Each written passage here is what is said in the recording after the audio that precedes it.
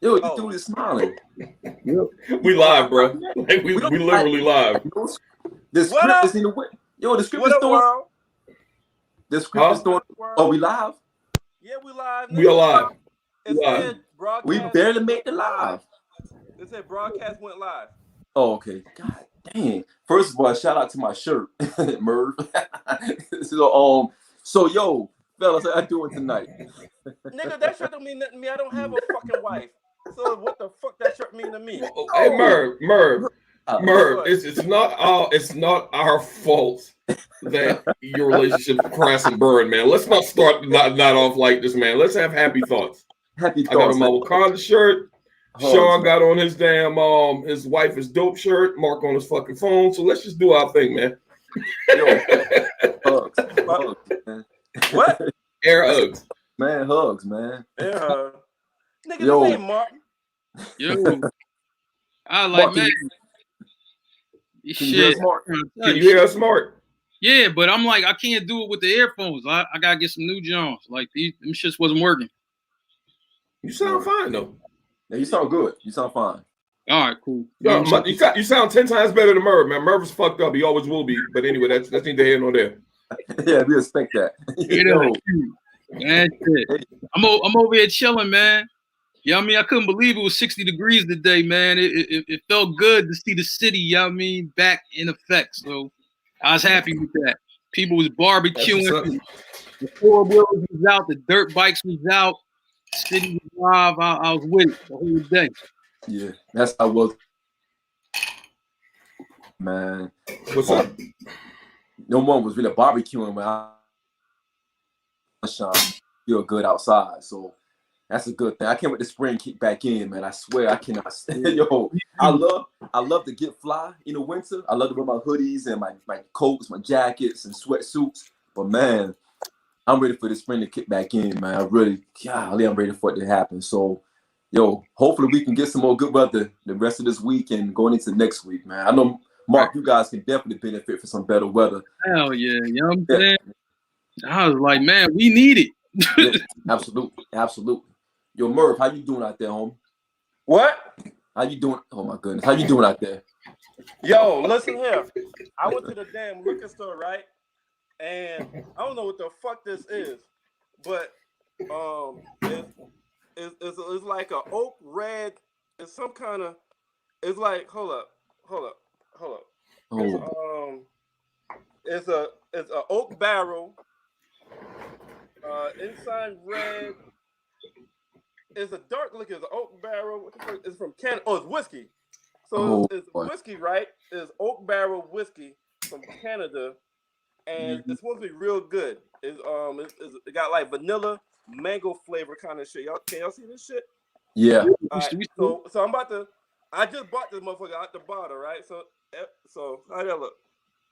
Yeah, I've seen it at the liquor store. I passed by it. I think too much because you ain't got no testosterone. fucking taste, nigga. Yeah, too much testosterone. I don't think that men should drink like flavored whiskey. But that's me. That's me. Well, okay. I tell you what. When you meet a man, have that man tell me that shit. Stacks, have you ever drunk mango whiskey before? Man, let me explain something, man. I don't drink none of that bullshit that be on display as soon as you walk in the liquor store that Mervs go to, man. I don't drink none of that shit. I drink premium. I drink premium shit like this right here, man. Grown man shit. Not no shit, Merv. You got one step. You one step above fucking Paul Masson. Congratulations. I'm happy for you, motherfucker. First of all, you even buy. I'm happy for you. You even buy. Did you buy that shit, or did your wife buy that shit? Whoa! What are you talking about? I'm a rye whiskey connoisseur now. I mean, I hit you with the whistle pig. Now. Always give you that, and I give you with the and I hit you with the Basil Hayden. You know I don't drink no cheap liquor, man. And this thing Stacks for Gazy because a month ago he didn't know rye was a fucking ingredient. Whoa! Yo, why are you attacking Stacks though? Fuck you mean? Because the guy is in a dark place, man, and I'm gonna go ahead and let that slide because I know he's going through, and he's been going through for the he will be going through for the unforeseeable future because Yeah, man. I mean, that's just what it is, man. Winners win and losers lose. And I mean, right now you like taking all these L's. Sean, you talking to me or you talking to this nigga up top? Because I don't like who the fuck is talking to him. Now back to the question. Yeah, man, I'm doing all right, man. I'm gonna try this shit right here tonight. I don't let y'all know I don't let y'all know how the fuck it tastes. You know what I mean? We good. Drink in moderation, please. What? The drink in moderation, please. Say that again. I said drink in moderation. Okay. Say it one more time. No, I'm not saying it again. So, yo, Stacks, how you doing out there, man? How you doing? I'm doing great. Merv, actually, I'm gonna give him some props like I did last night, because even though he is absolutely horrible and an ignorant person, he gave me some pretty good selection of cigars. I picked some up. So I got this nice stick right here. Let me see what the name of this shit is. This is a Ashton, some shit like that. This is a mild one. I'm breaking none of them flavored shits open, but I'm trying this with my rye whiskey. And my boss called me out of the fucking blue. She was like, "Hey, I got something I gotta tell you." I'm like, "Damn, am I getting fired?" Shit. It happened to be a fucking it happened to be a pay raise, man. Like out of the blue. I wasn't expecting that shit, man. So I was like, hey. So cheers to more money. There you go. More money. Look at my man. I like that. I look real classy too. What you got going on? So I'm not drinking alcohol. I'm drinking water, so I'm hydrating. I played ball today. I'm so damn sorry to hear that shit. I don't want to catch cramps. But I do have a cigar collection here. Actually, you can see my name on there. You know what I mean? That J stand for Johnson, last name, of course. So I am too a cigar connoisseur. I have some, man, that smells so good when it open up. I got a couple of acids. I love acids. Acids are like one of my favorites, man. You can't not go wrong with a good acid. I love Maduro. Maduro is one of the best that you can probably get. And of course, you got a Cohiba, legit Cohiba. This is probably a good 2-hour smoke right here. This is a good 2-hour stick. So this is right. Yo, Stats, when you get a chance, when I see you, I'm gonna give you a Cohiba, man. Once you start stepping up a little bit. I'm talking about for the winners, man. Here's to the winners, man. Me, you, and Mark, man. To the winners. Absolutely. Absolutely. Oh, Merv, I thought you had left the pod. My bad. I thought you jumped off real quick. Yo, but Stats, congratulations, man. Much success to you, brother. You work very hard. I know this. Because every now and then, Stacks will call me. Stacks and I work from home, so Stacks will call me. Man, that nigga just got that nigga only got a raise because of affirmative action. He's only black person.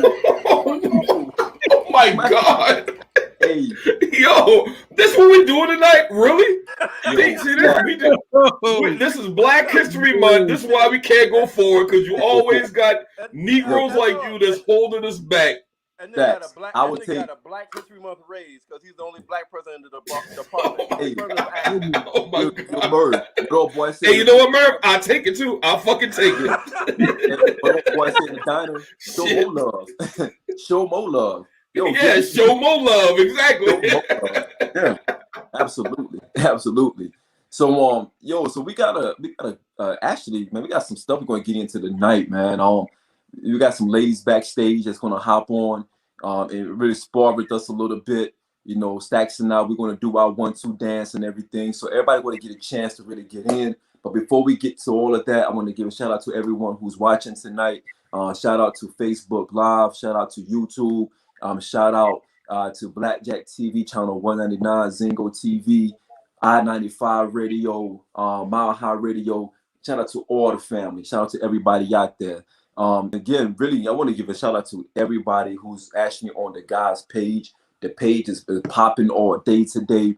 Had a lot of people, a lot of new members popping up. I think we went to like 60-something members in less than like 30 minutes, and we're still growing. So thank you all for the love. Thank you all for putting in the work to actually come and kick it with us tonight. Because I know you could be anywhere, but you're here with us. So thank you. If one person listening to us has more than zero, and we love it. So thank you all again for rocking with us tonight. We have a very, very entertaining topic we're going to get in tonight. Those of you who are watching and following our page and watching us and following us as well, I just got a message, Stacks. when we hop off, I need to call you. So those of you who out there watching, follow my page. Tonight we have a topic called Mr. Rome, and this topic is more about not just from a male's or female's perspective, it's also gonna be from a male's perspective. So it's gonna be about my wife is It's gonna be about Mr. Rome or Miss Rome, right? So we're gonna talk about all of that tonight. We got the ladies backstage. Stacks and I are gonna kick Mark and Merv off real quick and let the ladies come on and get into their bag. Once they get into their bag, that's when we're going to start getting into the rhythm of our topics tonight. So with that said, Stacks, can you take us out and let's bring our ladies on? Peace out, Mark and Merv. Let's see.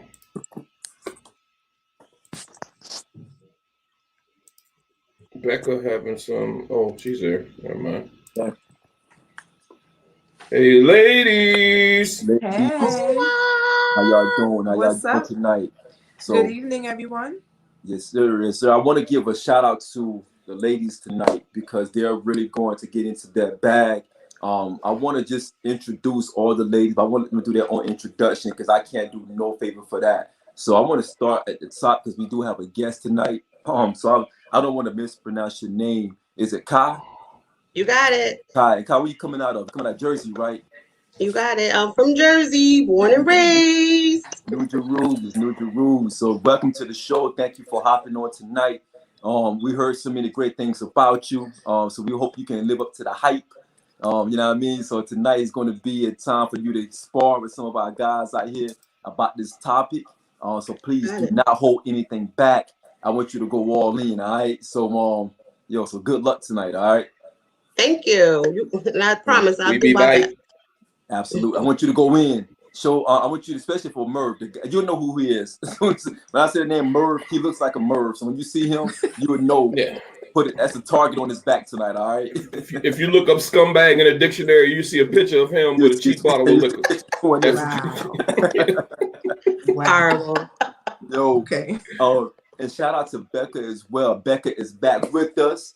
Hey, Becca's in the final stretch of the wedding planning and getting everything. We got less than a month, Becca. Just about a month, March 27th. Yeah. We in here. We out there. We in here. Hey. Stand up. And we also got the incomparable Tina B. Tina B. Team B. Tina hey B. Guys, Tina. Hey, my ladies. What's going on, y'all? Tina, no capping tonight, all right? No capping tonight. From Sean, from the guys marketing and promotions department, you've been doing an excellent job. Thank you. Excellent. Excellent. All the damn followers you getting us. Tina is a whole street team by herself. She's the entire guys. Absolutely. Right. Yo, she was outside of she was down in New Jersey with the poster saying the guys episode tonight. Like the old So ladies, Stacks and I are gonna hop off and we're gonna kick it to y'all. Y'all got 15 minutes to get into your bag. Ooh. And we'll bring the two scumbags. I mean, we'll bring Mark and Merv back on to let y'all go at them, all right? My goodness. Yo, so peace, yo. The topic is Mr. Rome, and this is about everything when dealing with a bad boy versus a good boy, a good guy, as well as promiscuous relationships. Can you get past all of that? So, ladies, the floor is yours. Thank you. Thank you very much, Sean. Indeed. So, Tina B, I'll start with you.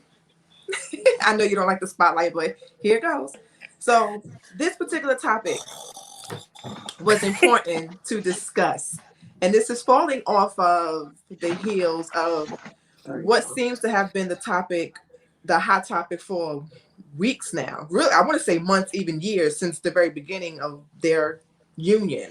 And for those that are watching, it's basically Ciara and Russell Wilson. And they discuss a lot about her past with Future. And Tina B thought of a good idea to discuss this. So, Tina, I'll give you the mic. And you can tell us what is leading us to this conversation. Okay, so everybody, like Becca said, everybody knows that this has been a trending topic with that couple, with Ciara and Russell and her ex, Future. So the truth is, it's not just them. This has been happening for years. Right. For years. Right. Oh, the females always want, they want a street nigga, but the street nigga ain't no good. Right. And then you get a certain age and you're like, okay, now I want a dude that's street but book smart. He got to have both. So the issue is, a lot of women say they can't find a man with both. They either corny, they're a nerd, or they hood, they from the streets. Right. And they not respectful. They cheaters because they hood, they on the streets. You got to deal with jail and all that other stuff. And a lot of women want both. But there are women that really, you get older again, you respect the nerd. You respect the book smart dude. You don't want absolutely. to deal with all that. So it's like, which one do you want? What type of female are you? What kind of men do you want? Do y'all still want these street dudes? Do you still want both?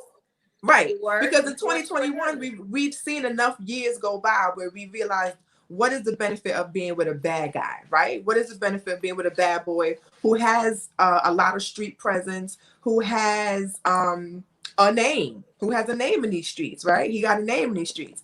So the discussion is a good one, because now it's like, do we want a good guy, or do we want a bad boy, or do we want a bad boy with good guy tendencies, or do we want the good guy with the bad boy swag? It's hard to decide which one you want. So, Kai, I'm gonna throw it to you. Well, if you had to choose, which one would you choose? Or if you don't have to choose, which which one you think is best? Well, honestly, I think it comes down to the woman being in touch with herself and knowing what's actually best for her. A lot of times we go for what we want as opposed to what we need. So I think it comes down to knowing self. Like, if once you know who you are, what environment is conducive for your development, that's what you go for. Like, I used to date bad guys. I ain't know better. It was appealing. It was attractive. But as I've grown and developed, I realized that the bad boy is not the one who's going to be there for you in the long run. Not unless he goes through a metamorphosis on his own and he determines that life requires more of him. But for me, I'd rather take the nerd, because I could teach a nerd how to dress. So is the bad boy image just on dressing? Is it just the swag in his clothing, or do we need him to have does the bad boy image come with other stuff? Does he have to have a name in the streets? Does he have to be, that dude nobody messes with? Like, don't mess with him. We know what he about. Or is it mainly just a look? Is it just clothing? I think it's whatever you're looking for. You got women that like guys that's in the street. You got women that like guys that dress nice. You got women that like guys that drive nice cars. You got women that like guys that pop bottles at the club. So it's up to you what your definition is. If you want a guy that's in the club, by all means, my sister, go for it. If you want a dude that's in the street, go for it. But at the end of the day, I feel like it's about you being in touch with your needs and what you need as opposed to what you want. True. So Tina B, are good guys winning? I think now they are. And why? Why do you think that? Like in 2000, in 2020, and in 21, I think they are, because women are getting drained and tired. And first of all, if you're in your 30s and up, that shit is corny as hell. That shit is not cute no more. Like, in the street, like, nigga, you still doing that? Nigga, you still rocking big ass buckle belts and shit like that. Like, that shit corny as hell. You trying to show off your money and come into the club with your chinchilla? Corny. With the money phone? Yeah, I'm not impressed at all. Like, I don't like somebody that's flashy either. And then nobody got time to be fighting chicks that's lining up. You want the dude that's in the street here, womanizer. I don't have time for that. Right. So me and my fiance actually had this conversation, because there's a pro and a con to dating both those type of guys.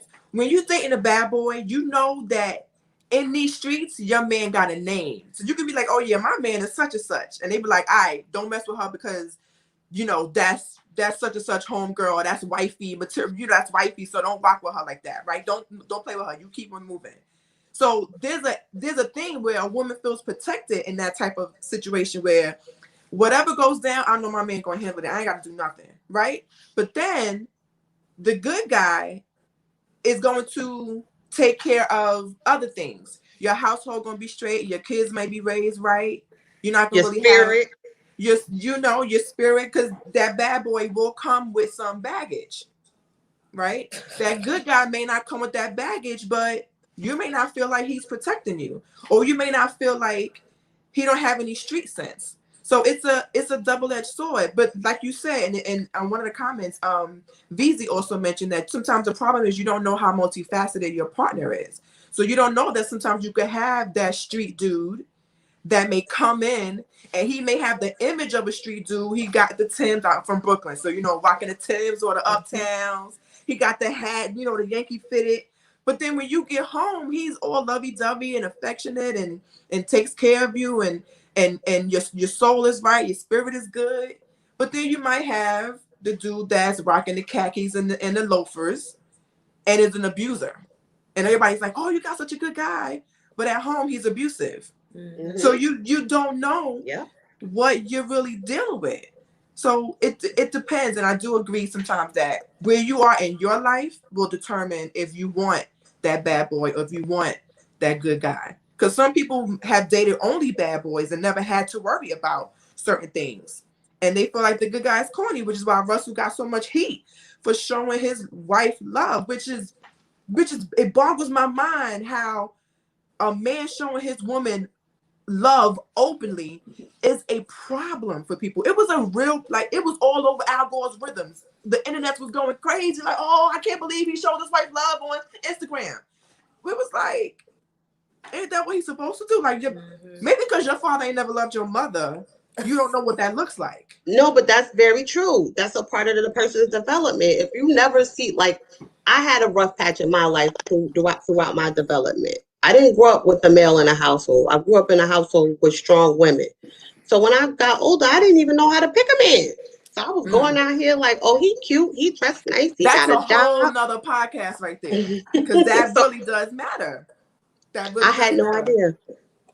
And when you don't have any idea, you don't know what the right way looks like either. So when you see someone being loved properly, it's like, oh, wow, like, oh, that's different. Or he's corny when it's uncomfortable, But I think it's all into what you're exposed to and how you break the patterns. There's nothing wrong with loving on your mate. Loving your mate is great, Right. I grew up with my dad. He's still in my life. Kai, my dad. He is like... He dressed like the poorest man you will ever meet in your whole life. That's how you keep that money. He dressed so poor. If his jeans start ripping at the end, he gonna cut them into shorts. He's Jamaican, so he gonna make them shorts. He wear them in the summertime. He could probably own like 5 pair of shoes. Like Tina dad fine, y'all. Yeah, ooh, her dad is fine. I look like him. Okay, daddy. And then he married a city girl who's from Jamaica too, my mom. So like they are 2 totally different people. But my dad is an Iron Man. And I like an Iron Man. Like I like a hardworking man. He ain't afraid to get his hands dirty. I'm not really into the dude where, oh, I'm gonna call AAA if something happened to your car or whatever. like if he say he could pull up and he about to get his hands dirty and change this tire, okay. If he said he could change oil, brake pads, that's what my dad does, and I like that shit. Like, and I always wondered, am I ever gonna find somebody like my dad? If my dad is gone, who's gonna do this? That's all I know. I don't go to the auto stores and get stuff fixed. My dad does it. And so I'm the same way. I'm the same way, Tina. My dad was the same. And my dad was the same. Do that shit too. So I still haven't learned how to change oil yet. He keeps telling me to come outside in the summertime and watch him do it. But if I could do it, my man needs to be able to do that shit too. I don't want to be the rough one in the relationship. And if I am, he needs to be rougher than me. So that's what So then let me ask you a question. For that woman that dates that good guy, that dates a Russell Wilson, right? Mm-hmm. Does she have to be a dominant presence herself to kind of balance that off, or it doesn't really matter? Well, I think Ciara is dominant. when I see her and Russell, I think she looks like the dominant one to me. I don't know what goes on behind closed doors because you know every time they post videos, it's something that she's doing. It's a dance she's doing. It's Halloween she's doing, and he just look like he'll tag along because nobody saw him do that before. Right. See, I don't think that I think that she's the more outgoing one. Yeah. That's when it comes down to them. Like, I believe there's balance in their relationship. And I feel like she's the one that's more open with, like, come on, babe, let's do this real quick. And he's like, all right, babe, I'm gonna do it with you, you know? I think so too, Kai. I think pre-Ciara, Russell was in a corner. He was cool in his corner. But he dated a woman, he's married a woman and had children with a woman who is prominent. Even though him himself is prominent in his field, Ciara is also, and she's more open and towards the public. So I think he kind of does that because that's something that she's into. But there's a comment that I just saw from VZ that I'm going to put on the screen because this is it right here. The gag is that people speaking down on that man loving his wife and cats had zero marital experience. They're speaking from situationship spirit. Okay. I agree. That right there, because a lot of people, and this is again another topic, but a lot of people have an issue with him showing his wife love so openly, and they've never seen it, they've never experienced it, and from their lifestyle, like what you said, Kai, it seems very foreign to them. It seems like you know, are soft if you do that. Now, just like you, Tina B, my dad was Obama before Obama. Okay, my father was the one who knew all the cashiers at the local Home Depot. My father, I'm from New York, Brooklyn, so my dad knew all the people who worked in the train stop by his job and by the house. My father was the one who took care of a lot of things, but my mother also had she wasn't a type of woman that you could just step on. She also was, you know, they were in conjunction with that. But my dad was the man, right? And to this day, even though my dad is deceased, I still talk about him sometimes in the present, like my dad is instead of my dad was. And that's just because I'm a daddy's girl till I die. But that really does determine the type of guy that I dated. I could never date a drug dealer or a street dude or anything like that. I just don't want nobody knocking at my door thinking that you home and it's me and the kids home and then something happened to us because they couldn't get to you. Because not only am I going to be traumatized, I'm going to be pissed. Now, I might be that street chick that be like, yo, your boys came to the house last night looking for you. Now I'm going to be pissed. Yeah. So I could never date a street guy.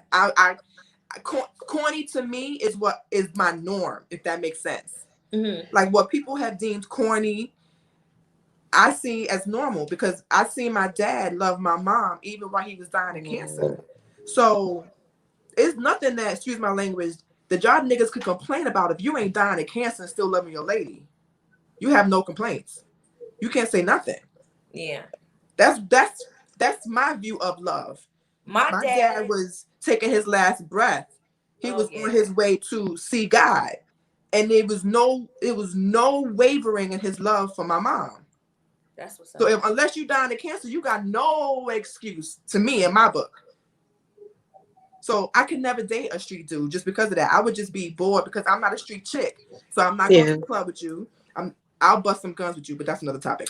I'm not doing no drugs with you. I'm not lifting up the floorboard and getting a whole brick to give your homeboy when he come through this afternoon. Like, I'm not doing none of that. I'm not doing none of that. I've been on both ends. My dad is the dominant one, but you wouldn't tell because he let my mom be in the spotlight. He in the background. But me and her know what it is behind closed doors. But in the spotlight, even in the house, she is the queen. So and he put it like that. He be in the background. And then he's one of those people where if they go out, because he don't go out. So if they go out, whatever she buy, he wear it. That's him. Anything she buy, he putting it on, no questions asked. And that he trusts her that she's gonna make him look good. And they always try to match and shit. It's so cute. But yeah, that's me. That's me. I'm the matching t-shirts. Me, I've done it with my fiance already. Like I bought us Yeah, some so shirts. she's the dominant one, but he really is the more dominant, but he's in the background. He let her do her thing. Like when it's time for him to show out, then it's time for him to show out. Other than that, he gonna lay low and quiet. He's like the assassin. So he don't come out unless he has to. It's whatever the women want. Whatever y'all want to do. Okay. So one last question, then we'll bring the fellas on to give their input on it. Is there a better future with either one? Is the future better with a bad boy versus a good guy, or is the future better with a good guy versus a bad boy? What do you ladies think? I think I'm taking a corny dude for 500, Alex. I don't care. So what's corny? What's corny? Okay. Let's define, because VZ wants to know, does corny mean benefits in a 401k? Does that mean corny? Or I would say corny, like my dude right now, he's corny, but I love him. Like, he is the bomb. He stay in the house all the time. He don't like really partying. He go to work. He got 2 jobs. He go to work. You know, he pay his bills. He spend his money on me. And yes, he has a 401k. He has benefits, but he's not a street guy. Like, he don't gotta be outside on the corner shooting a breeze with the fellas. He doesn't have to do that. And he's okay with watching his phone ring and letting them go to voicemail. So I'll take the corny guy, like guy that's in the house, that's not really interested in things that other guys are interested in. Booty, how many guys can sleep with the most women. Like, he's not interested in all of that stuff. He's just really a homebody. So I would classify corny as a homebody, somebody that's not in the street. Like, I used to go out more than he did. And he was okay with it. You know what I'm saying? He's securing his position in my life. But he's different. He's different than any guy I've ever been with. He's like, he could be in a house for days and be fine with that. Me, I'm like, oh, I gotta go see my girlfriend. I gotta see what she's doing. I start itching and going through withdrawal. He could be in the house for weeks and be fine with that. So what do you think, Tina? Which one do you think is a more promising future? Good guy or bad boy? I'm gonna go with the good guy. But and you say it hurts to say that. But you look like it hurts to say that. And I'm okay with, and I actually have right now, and that's somebody who was in the streets and they retired from the streets. I could do that. That's growth. So you was in the streets when you was younger. You learned that it was cool at the time, but then the outcome of it wasn't all that great, and you turn your life around. And I could definitely deal with that. So that's a bad guy going good. See, you got balance. You got the balance. You need a little residual street on your good guy. Yes. A little sprinkle, a little razzle dazzle with street. Yeah, because you got to check Tina. You got to be like, STFU. Ooh. Yeah. When you her man, you gotta get with her. Becca, you done seen my mouth, so this girl know me. I need to check sometimes. I need to. You gotta be able to bring her back. You gotta reel me back in. Gotta reel it in sometimes. Your hood is on 10. We need you at like a good 5.5. Yeah. Hey, girl, if I'm already the flamboyant one, the flashy one, the one that likes to go out, I need the opposite. So he don't go out. So. Okay, well, there you go. Like, if it's with me, but other than that, nah, he like, all right, go ahead, have fun. I'll see you later. All right, well, we're gonna bring the fellas on so they can give, I guess we'll let them give their opinion on this. Oh, I bet you they got a lot to say. They probably got a lot to say. They probably ready. They been waiting in the background like, he is ready. He is ready. What's up, Sean? What it do, ladies? And first of all, ladies, a great commentary. I was back there enjoying it. I love y'all take on all of this. I'm surprised that Tina didn't say she want the roughneck like a song. You know what I mean? Somebody, right. I thought she was gonna put the MC like, girl, right. Gotta get her roughneck. You know, like, yo, I need someone. Right, I need somebody that's gonna bust his gun for no reason just because he got one on his hip. So I thought she was gonna say that. So I thought she wanted the roughneck for real. I really love the content, so thank you, ladies, for being honest and upfront about it. But I got to bring out the wild cards. You know what I mean?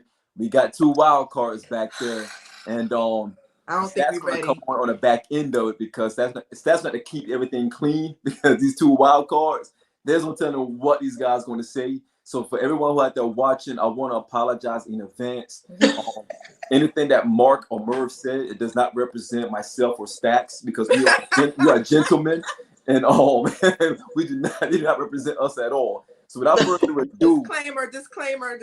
Get the disclaimer out there. I'm warning you, eat them up. Without further ado, I'm gonna bring my guys on. Merv. And I see my guy Kevin out there too. Kevin, if you want to hop on, man, please feel free, man. We can. Oh, you want me to go get him? Calm down, Tina. They're like, let me go get him. Yeah, get him. If you want to come on. Hey, Merv. We can stretch. Let's bring Kev too. If Kev want to hop on, Kev, we got you. I get ready for y'all. Hey, Tina, send it to Kev just in case he want to hop on, if you don't mind. So, ready for this. I got the Goon Squad. I got the Goon Squad in here now. Got Mark and Merv. Yo, Merv ain't even looking at the camera. Yo, he's game mode. It's game time. So, did he take notes? Is he reviewing his notes? Yes, reviewing notes. So I'm about to hop out and yo, Becca, if it's get crazy, just SOS me and her. Stack it back in. Well, I think Kevin's gonna just say hi. Yeah. Peace, everybody. Hey. Those are my two guys right there I talk about all the time. Y'all keep this shit balanced, bro. You got the two family men that I need to listen to, and then you got the two hood niggas that I be like, yeah, see, it's a balance with y'all. Right, you got to balance it out. You got to balance it out. Definitely got to balance it out. That's all. Just. Look, he appreciate y'all. Look at that. He done gave y'all mad love. Nice I little will cameo. definitely holler anytime if y'all need me to come in and be a fuck up or ask whatever, tell you whatever I've been through. Shit, I'm here. I'm just watching basketball here right now, watching Golden State and Pacers, and watching y'all. So, all right. So Merv and Mark, I'm sure y'all have been in the seats in the back waiting to join us. So I'm gonna start with Merv. I don't know why. Merv, what's your take on ladies wanting a good guy versus a bad guy? Well, first of all,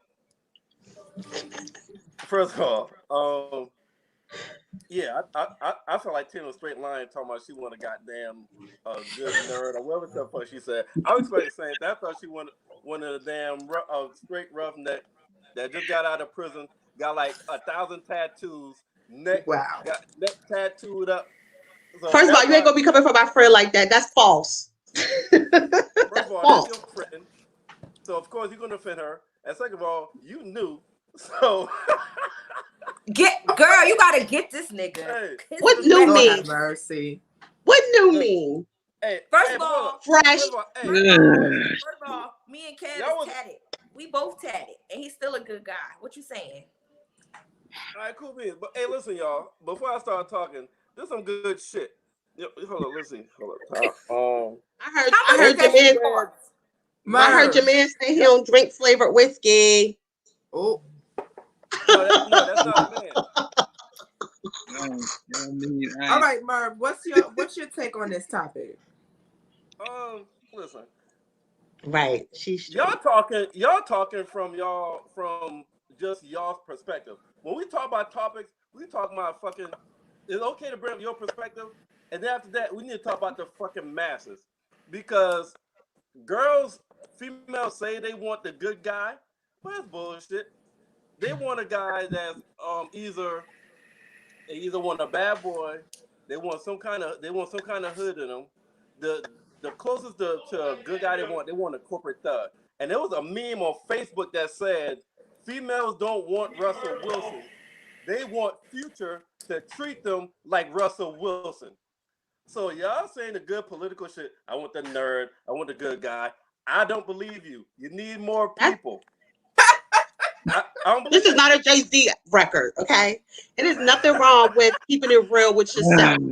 I know what I need. I know what's good for me. Now the masses, what a street dude usually translates to in the streets is a nigga that fucked the shit out of you. So if I could get me a corny nigga that know how to fuck, I'm good. What the fuck was wrong with that? Oh my god! You get a what nigga? A corny nigga that fucks the shit out of me. I'm fine. Okay, I'm happy. Hold up, wait. I'm happy. You from Jersey, right? Yeah. Right, but that's what I'm saying. No, say some fuck shit. Wait. Maybe that's some Jersey lingo. What the fuck is a queen nigga? Like queen? I thought it was supposed to be king. I said you want corny. a queen nigga? Corny. She said corny. A corny dude that fucks the shit out of you. Okay. But that you didn't say Like- corny. What the word you just used? You say queen? What word did I just use? No, That's what she I said. She said corny, yo. She said corny. Damn, yo. That's that mango flavored whiskey messing up your hearing. Exactly. See? No, That's why people don't drink that, flavored whiskey. That's that Jersey dialect. God damn. Your So corny Merv sound like thinks queen. that. We're so lying. Merv thinks women are capping. Merv thinks women are capping. Y'all want a good guy. y'all y'all want a bad boy. Yeah. You know what y'all doing? No, we not capping. Merv, Not you're an not interview. you're not taking our age bracket into consideration. We not no little young, dumb, 21, full of cum bitches. We This not is that. true. We But are. hold up. That's why I said, okay, it's cool to bring in y'all perspective, but let's Okay. talk about the masses. Let's also talk about the masses because that's what top is. It's cool to bring your perspective, and also talk about the masses. Okay, we could. I could go back.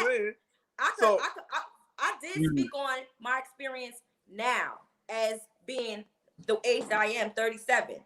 Okay, but I could go back. And Okay, how about this? Okay, hold on. Answer me this question. What age did y'all decide y'all didn't want no more bad boys, no more street niggas, or no? What age did y'all decide that? Honestly, let's see. I never really wanted to date a bad boy. I know you date kids. I'm gonna go with I know Becca. I started real. Don't do me like that, Merv. I'm late because I'm kind of streets myself. So I started to think to change my way of thinking when I turned 30. I started to think like, nah. But I still have my foot over here with the hood.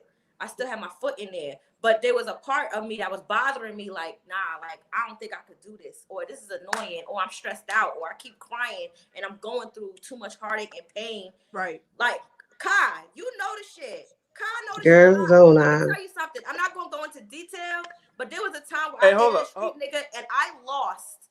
I was 187 when I met him. I dropped down to 140 pounds in like 3 months because of stress. Okay, so all right, so hey y'all, just to let y'all know, anybody that want to lose weight, they the street Get niggas you a real hard to lose your fucking weight. All right, that's what I took from that. Yo. You want to lose weight?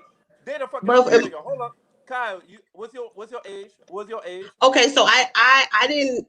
I'm gonna be real with you. I have a 20-year-old daughter. I would say I probably was like 28 when I figured out that it wasn't that I was just like, I'm gonna stop dating these guys. That's when I figured out that my picker was messed up. Like I was picking the wrong kind of men. So I would say I was like 28 when I figured out, you know what? I just committed to being a mom and I just dated, but I didn't take anybody seriously. I bet I was single for probably like a long 11 years before I really took the time to get me a corny dude. So I was just like dating people, but focusing on being a mom. Nobody met my kid. So I would say I probably was like 28, but that's because of my kid. Okay. Hold on, Merv. Before you ask your next question, I wanted to get Mark's perspective. Mark, what do you think the ladies really want, or what do you think what's your take on this whole bad boy, good guy situation? You know what? I think, to be honest, like for most ladies, I won't say all, but for most, they want to catch him in between when he's at a crossroads. You know, like, like I did the street thing. I really don't know if I really want to do that anymore. Like, God ain't pointing me that way. You know what I'm saying? So if he's pointing you that way and you trying to figure out what to do next or what to do different, you know what I'm saying? Like now, I went through this crossroads a few years back, but the thing with me is one foot always going to be in the street, right? Because my youngins is in the street, like, the kids. You know what I'm saying? I got family, I got guys, you know what I mean, that I'm good with in jail. So yeah, it's going to be there. You know what I'm saying? But my message is different. You know what I'm saying? Like when I have to go visit somebody in jail, it's not, this is what I did, and you know, we did this fly shit or whatever. But talking about street shit is more about inspiration. Like, look, dude, you get out in 3 years. You know what I mean? For what we gonna do? What's our plan? You know what I'm saying? So the message is different. How I'm talking to them is different. You know what I'm saying? So it's like, I think, I mean, more women, I ain't gonna say all, but more want to catch that man when he at that crossroads, when he's he wants better for his life. Because he's seen what that did. Like, you know what I'm saying? Like, even if you in the street and you make the money or whatever, it still comes with a lot of consequences. You lose your friends, you lose homies, you lose brothers. You know what I'm saying? You go to jail, all of that. And that takes its toll. It does. And when it do, it's just like, yo, it gotta be better than this. Or even if he's not so much a street guy, but he's a fast life guy. You know what I'm saying? Where he always partying, he always traveling. And I ain't talking to travel like, yo, you know, like, man, me and my lady, we went here, or I went on a family vacation. Like, nah. Yo, the fight in Vegas, we in Vegas. You know what? The next event in Miami. Yo, now I'm going to LA. So he's doing is partying, drinking, doing drugs, and sleeping with women. That's all you're doing. You know what I mean? You ain't doing nothing else. So it's like, man, like all of that kind of takes its toll. And when you share yourself with that many women, right? Like, yo, and all them drugs and alcohol all in you, I mean, all the time. Yo, it's take its toll on you some way, somehow, where it's like, damn, what the hell? You know what I mean? You know, I don't know how some guys keep it up. I mean, I have friends that keep that shit up and they still be doing that. Like, yo, man, I'm in Vegas tomorrow. You know what I mean? Yo, come to Miami with me because we're gonna be there in a couple of weeks, celebrate my birthday. I'm like, nigga, you've been doing this since you was 20, you 40 now. How do you do this shit? Hey, but Mark, okay, so Mark, but let me ask you this. Okay, these niggas you talking about, how many women they got though? How many women is fucking with them? Hey, I mean, what, just fucking? They got a lot. Fucking with them. I say fucking with them. Don't be all technical, nigga. You know what I'm saying? I mean, they got chicks. I don't know where they stand with them or where they, you know, them chicks stand with them. They just I didn't ask you if they was living with them. I said how many females they fucking with. So it sounds like you said several, right? That's interesting in fucking with them, right? I say several. You know, that's just they got to start at 5. Right. So that poses another question for me. And what do you fellas think about this? The bad boy, right? Do you think he can date another chick that's also in the streets, or does he have to date a good girl? Does he need a balance, or does somebody in the street gotta date somebody in the street? Nah, that usually goes left pretty fast. You know what I mean? To be honest, like when you date, I'm trying to tell you, that's like me dating a chick who acts like me. That ain't gonna work. I mean, some shit is gonna be amazing. You know what I'm saying? Like, oh hell yeah, you know what I mean? But then there's gonna be other shit like, yo, she really be snapping. Like, I wish she shut the fuck up. Like, you know what I'm saying? Like, you know, like, nah. Like yeah, let's go get this money, son. You know what I'm saying? You know, you can't really do that. That's about half and half. That's about, in my opinion, that's about half and half. You got some street niggas that want a chick that's in the streets because they want to be able to be comfortable with that. If shit go left, this motherfucker got my back. This motherfucker not scared. If this motherfucker got to pick up a gun or pick up a bat and knock a motherfucking head off, she's gonna do that. Yeah. Then you got the other. Then you got That don't necessarily got. Can I finish? Go ahead. Yeah, let him finish. You never let me fucking finish. You let everybody else talk. When I talk, you won't got that interrupt me and shit. Nigga, don't show off, because I could play back all the fucking videos when you just cut everybody off. Don't start with me. Hey, don't bring up old shit. Why you gotta bring up old shit? Yeah. Back to what I was saying. Merv, go ahead. That's about half and half. Then you got the other half that you know, they want something different. They want an opposite of them because they're looking at them as like, yo, I'm gonna get my act together to be on your level. So I think it's about half and half. So that makes me think of Ghost and Tasha and Angela. That makes me think of that triangle. Right. And I agree. And same thing as y'all just said. Ghost got to the point he didn't want that life no more. Tasha still wanted that shit. Angela didn't want it, so that's why he started gravitating to Angela. But let me ask y'all this though. This is for all three of y'all. Well, Becca, you might don't count because it seemed like your answer is gonna be the same through the whole goddamn show. Now, I'm consistent. Yeah, okay. So, and be fucking real, yo. I don't want no political shit. And Tina, I already know your mindset. So if you come with some bullshit, I'm gonna call you on it. Now, is there always going to be a disclosure? Yes, Kai.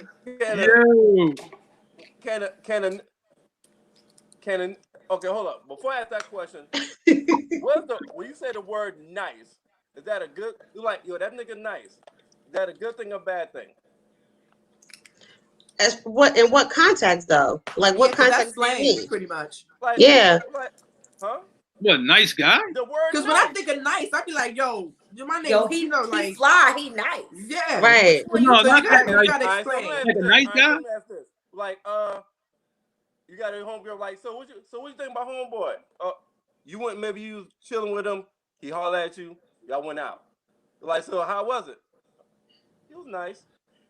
Oh no, that's not a good adjective. That means she don't like him. No, I mean it was no chemistry or something. In that context, nice is flatline. Like it wasn't like polite. It wasn't trying to be horrible. polite. It was just all right. It was nice. Okay. Yeah, you're trying to be polite. You ain't trying to be like, oh my god, like. All right, so y'all kept realize because I know anytime a female said use the word nice to describe your ass, then you might just walk the fuck away. You already lost. You ain't getting no money. You ain't getting no fucking another date. You ain't getting shit except a text message saying I'm good. Now, can a nigga, we won't even text you. What the fuck? We won't even reply. You're already blocked. Right. Don't do. But Rebecca would. All right, so check it, right? Listen. Right, because I like nice. Is there such thing as a nigga being too nice to you? Yes. You want to know why? Okay, let me explain it. Let me explain it to you. Like the kind of fucking onions back. Okay. The kind of woman that I am, because I'm very outspoken, I'm very independent. I can be aggressive sometimes, and I don't mean to come off wrong sometimes. Sometimes my delivery is totally messed up, and I may not mean it the way that it sounds, but a guy that's too nice won't check me. I need a man to check me that's going to say, babe, you bugging. Like, what the F is wrong with you? Like, why you acting like that? Or a nice guy is going to let me, if you let me wear the pants once, I'm going to wear them all the time. So a nice guy, he might let me walk over him. I don't want to be able to walk over a too nice guy. I don't want to be able to walk over my dude. I want my dude to stand up, because if he don't stand up for himself, how you going to stand up for me? So why you got to trip out on him though? Like, because that's just my personality. Like, I have a very, very strong personality, and I don't do it on purpose. Like I told y'all, I haven't been in a relationship in like 11 years. I'm 2 years into a relationship, so I'm learning things all over. You still got to get the kinks out. Yeah. So sometimes I come off wrong, and I don't mean it intentionally, but I need you to let me know I'm wrong. If you don't let me know I'm wrong, I can't correct the behavior. So that's the same for me. You might not let me know that. So you don't know when you're tripping out? What's your birthday? Why? You a summer baby? Absolutely What's your not. name? What's your sign? That's what he want to know. I'm on your favorite bottle of liquor, baby. Don't you drink Remy? Oh man. Anyway, you know what I'm saying? Okay, so let me piggyback off her answer. Yeah, I'm about to say. Go ahead. I would agree with the strong personality situation. I know for me, I've said this often, and because this is how I feel. Some people function very well independently. They function very well single by themselves. So when somebody comes along, they have to deal with a strong personality. And I know for me, I'm a go-getter. So and that's because I've been a single mom for a really long time, up until I met my fiance. He's the only man that I've been with that have actually stepped in and relieved some of the stress from me. But that's another story. But shout out to my fiance. But yes, being a single mom, I had to do everything by myself. I made every executive decision for me and my daughter by myself. So that grew in me to be a strong personality. So for someone to come along and I still have that strong personality, I have to release to let my man be a man. So if I'm always on 10 and I'm ready to do boom, boom, boom, boom, boom, boom, and my man don't come in and be like, yo, chill, relax, go sit down. I'm going to do this. I'll take care of this. I'm just going to go ahead and do it. And then at some point over time, that could make the man that you're dealing with feel less appreciated and ask himself, why am I here? So yeah, there is a level of checking, if that's the word that we're using, that has to be there, but it's still a level of respect. So there has to be a way that your man could be like, you got to chill, relax. I got this. Or yo, you bugging, you're doing too much. Have a seat, cut it out. And then with maturity and respect, you'll know the difference if he's trying to play you or if he's trying to step in and be like, I don't need you to put all of this on your shoulders. I'm going to relieve you of this. I got you. There's a difference. And only maturity and experience. I get that. Like, I get that. But, I mean, I guess what I'm getting at is that flipping out for no reason shit. Like, oh, no, I don't do that. I ain't saying that y'all do. I'm just saying, yo, like, when I told y'all the other week, you don't do that? Yo, listen what I'm saying. Look, no, hold up, Merv. Listen what I'm saying, right? Remember when I told y'all? Real quiet, I'm waiting. No, but listen, remember when I told y'all the story where the chick flipped over the chessboard on me? Yo, I mean, for real, she was tripping out. So I was just like, no, fuck that, man. I mean, I ain't dealing no more. Like, I mean, you can't flip out and not be able to explain why the fuck you did what you did. Don't flip out on me about shit unless I did some shit. If I did some shit, cool, but don't flip out just to flip out. Nah, we ain't doing that. Weird. We ain't doing that at all. Tina. All right, Tina. Tina, what's your answer? You got bring it home, girl. Bring it home. She ready with the machete. She ready. Go ahead, Tina. It's all you. No, I'm all right. If y'all can find, shout out to Kyle. My friend Kyle is in the audience. Shout out to him. He posted a question. I don't remember, but it was long. Something about like if you act up or something like that. Do you back down when he tell you to calm down? Do you? Let me tell you something. Real quick. I did the whole group thing today, right? And Kyle is one of the people that joined or whatever. I'm still rough around the edges, but when Kyle knew me, I was real rough. Okay, I was real rough around the edges. He taught me a lot. I may not have taken it in, but he planted a seed. He taught me a lot about like that the dudes with the big baggy jeans. That's not what's up. And that was my boss. So he saw how rough I was around the edges, and he was just pointing stuff out to me, and then he was like, real men do this, real men do that, and he planted a seed that I may not have saw at that moment or whatever, but eventually, and I'll always respect him for that shit. That shit. I'm 37 today. This nigga knew so this. All right. Shut up, Merv. Damn. I don't want to fight. He's trying to poking the bear. Let her bust off, Merv. Let her bust off. I'm waiting for her to get to a point. You know what I mean? Okay, so back to his question and what y'all was saying or whatever. As for me, I'm aggressive. I'm still aggressive. I'm still learning myself. Kai is my go-to person. I don't know how to talk a lot. So she'll be my translator. She'll be like, well, you need to say it like this because you sound really, really rough when you say it and this and the third. So I'm still learning myself. At my age, I am still learning myself. And it's because my dad was hard on me. I was the son he never had. So, and then I dated street niggas all the time. And that molded me too into the aggressiveness and being hard or having a wall up all the time or whatever. So, and I listen to y'all too. I sit and I listen to y'all talk even when we do this podcast, and I'll be listening or whatever. So I'm still working on myself. I still have my kinks. So to answer Kyle's question, yes, I need somebody in what Kyle said to check me. It don't got to be disrespectful because some be disrespectful. And if you buck, I'm going to buck too, straight up. That's just me. Like you buck up, I'm going to buck up too. You know what I'm saying? And I don't like that. But there is a way to put your foot down, and I'm gonna hear you. And sometimes it's just the tone of your voice. It's the tone of your voice that checks me, like, oh okay. You be like, that's right. You shut me up. I ain't got it. Because you right. Okay, I listen to you.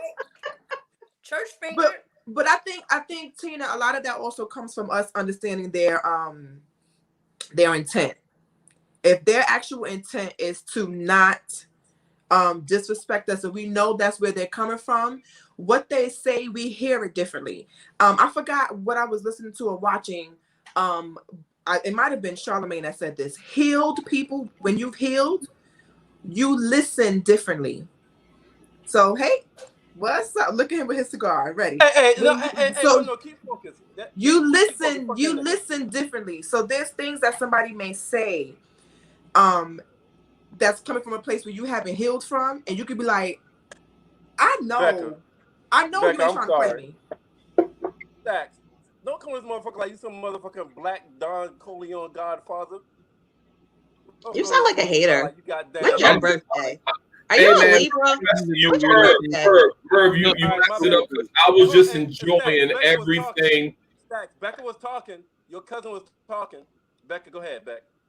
Go ahead, cousin. Come through. You've been killing it tonight. Go ahead, come through, Curry. Call you Steph Curry tonight.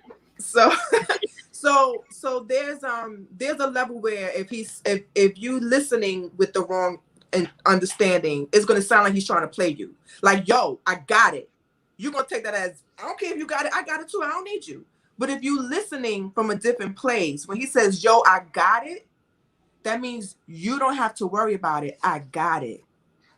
So go have a seat, my love, and let me take care of you or it. And that really does matter, because sometimes with a street dude, especially if you got a street dude that runs the streets, like he's the one, he's the top dog, right? He's in a position to give orders, and he that's it. Like, do what I say. He's the Tommy. He brings everybody to the warehouse and dishes out the dirt and say, you do this, you do that, you do this, you do that. They all go do it, right? That kind of dude in a relationship, wow. He may say some stuff that is not going to come across right. And if he's not with the right woman, her response is going to be crazy. So let me ask you, so let me ask y'all this. Let's take street dude out of it. We've been talking about street dude for a little minute. Let's take street dude out of it. Okay. And let's change it to he's no street at all. Nigga ain't never been to jail. He's not a street nigga, all right? But let's just say you got the guy that's always have the manners, and you have the guy that's maybe the jerk/asshole. You say guy that has manners and a jerk/asshole? No, it may be the guy, the guy that talks well and very much, how you doing today, my dear? Mm-hmm. It may be something like that. But you have maybe the motherfucker, the other dude. He's not a street nigga. Never been to jail. He has no street credibility. He's just either a jerk or he's just an asshole. What's your question though? Like, is there a major difference between? Y'all still feel the same? Oh, like this asshole might have a good job, but he just might be an asshole or jerk and shit.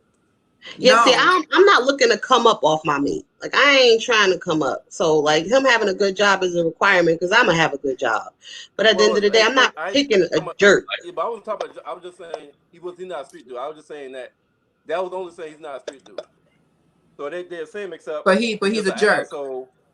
Asshole or jerk kind of shit. No. Yeah, I'm not picking a jerk. I'm not picking a jerk. No, because a jerk speaks from a very condescending tone. That's what jerks do. They speak and they're very condescending. So as a 40-year-old woman, you're not going to speak. I'm just gonna say it for me.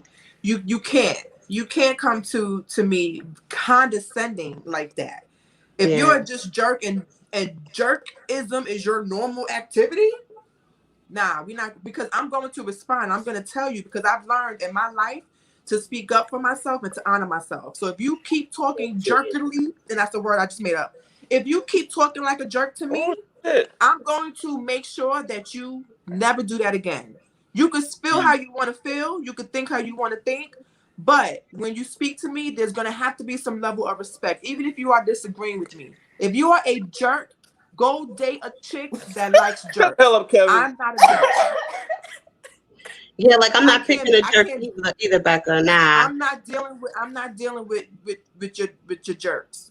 No, go do that with your homeboys or the chick that's cool with being spoken to that way because she's never known how to be spoken to in a proper way. But I have too many men in my life, including my cousin above me, who has spoken to me and the women in my life and my female families in such a way that I can acknowledge jerk right away and I exit.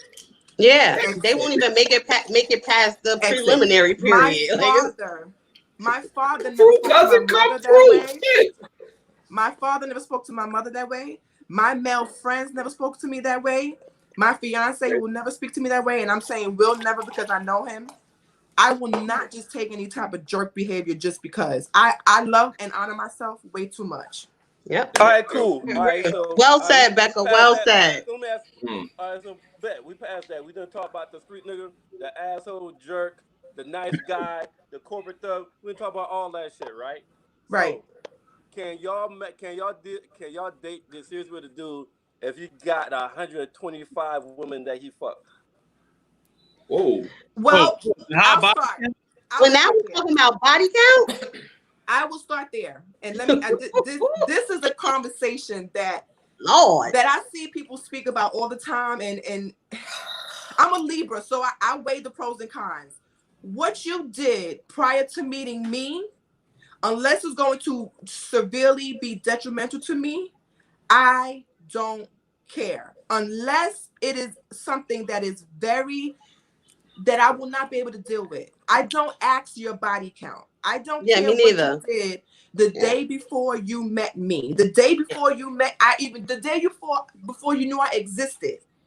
I cannot hold you accountable for or blame you for anything you did before you knew I existed. Now, after you knew I existed, and after you said I'm going to be the one that you pursue in a romantic and permanent way, that's when I can say what you've done is accountable to me.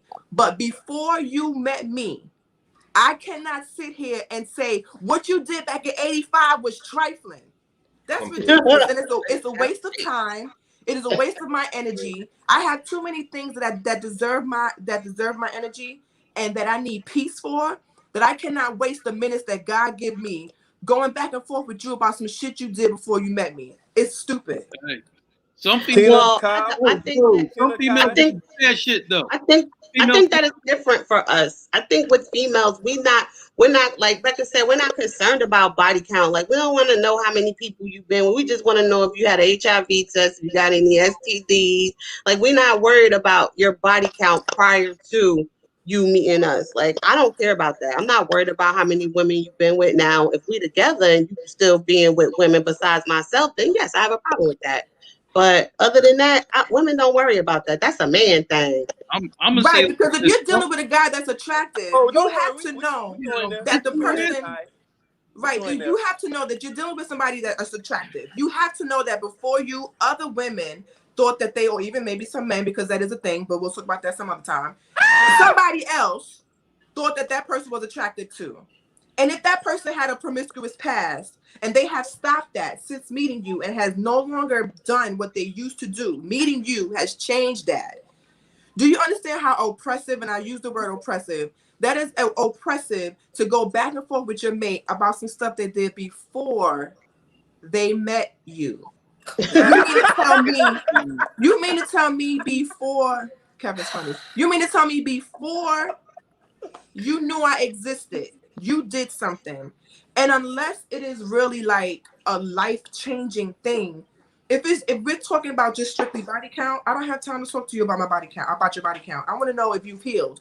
Do you love your mother? Do you raise your children? Are you kind? Do you have an existence that I could be with till I die? If none of that is the conversation, I don't care who you slept with. No, but some females gonna be like that though. Like some females really gonna be like that. Like, you know what I mean? Like when they get to know you, right? And they kind of know, they kind of find out what the past is and all of that. They might be real extra with it, where it's like they want to just, it's not so much that they mad about it, but it's like they're curious about whatever happened, you know what I mean, for real before him or whatever. You know what I'm saying? Like, yo, you know, like Mark, yo, you was doing some wild shit. I'm just saying, you know what I mean? For real, like, I ain't really that type of girl. Like, I ain't asked you to be that type of girl. That was my life before then, you know what I mean? I didn't calm down, but sometimes they can't accept that. Like, he probably still out there doing whatever when he get with his boys and he head to New York or he going wherever the fuck he going. Sometimes it don't be like that. I be playing the background most of the time, but sometimes a female ain't gonna believe that. You know what I'm saying? That's just the way it be. But who has time to ask you your body count? If that particular woman cannot deal with a man that has that type of past, then that's not the man that she needs to be dating. Why would I spend time going back and forth with you about it like that? That's like what we spoke about earlier, about Kanye and Kim K. Kim K had a whole sex tape out there before she got with Kanye. Now, was Kanye's objective to make her a housewife? Or was he like, it don't matter to me? Who knows? Well, you know what? I'm glad. You know what? We pause right there because we're going back to that shit. Tina, okay, I'll write that down. But Merv, real quick, I'd like to make a point. I think all of that has to do with the maturity of your mate. As far as a man, as far as this goes for a man and a woman. If I'm comfortable in myself as a man, I'm not going to. I mean, most men. I mean, truth be told, most men are probably going to care about a body count. That's just a pride thing or whatever. But if you are confident in your masculinity and your sexuality and all that stuff, you're simply not going to care about what happened before you got in the drawers and you started you got in a relationship with her. Because if you have that confidence and stuff, like, I mean, it don't even matter who she been with before. I'm me. And I'm gonna do me, and I'm gonna be the best she ever had, whether it's relationship or sex or whatever have you. If you got that type of confidence, you don't give a fuck who she been with prior to you. That reminds me of a meme that I saw. One quickly, and then I'll shut up about it. There was a meme that I saw. It says, "I don't care who my man was with before me. I washed him off and kissed him up to God. He brand new now." That's it. I don't care. Don't care. Yeah. He brand new now. You know how you wash it, kiss it up to God? That's it. Yeah, like piece of candy fall on the floor. 5-second rule. Are you good? No, everybody said I don't give a fuck about no bodies. I don't care. All right, cool. You said it. You got to elaborate. All right, cool. You said it. You can stop. You got to elaborate. All right, now let's get to. Don't do that, Merv. Don't do that, Merv. You got the floor, boo. You got the floor, baby. You can speak with Hey, man. Hey, Merv woke up and chose violence today. Listen. Sometimes I gotta do that. Sometimes they gotta go back to the street. Y'all know how I do. Merv chose violence. All right. Hey, Merv chose violence. If y'all can't, I want to ask y'all one more question. It's a yes/no question. If you can't answer yes or no without elaborating, body count don't matter. Does it matter if one of them bodies was a female that y'all know? If I just know her, no. If she's a friend, yes. But how? Okay. Yeah, so that's the question. That's the question. If you don't know the person's body count, how you know if they dealt with one of your friends? Unless it's somebody from the neighborhood, like. Right. If I just know, because it's a small world. All right. If you hold on, Becca, I got this. I got this. My question. Hey, because if you it could be somebody you just met, right? So you don't know everybody that your friend might have fucked. Right. So it might have fucked your friend, and you just didn't know that was one of the niggas that, yeah, girl, I slid in, blah blah blah. Maybe never told her name or didn't, or so long ago you forgot. So maybe fuck a friend 12 years ago. If it's my friend, I'm not doing that.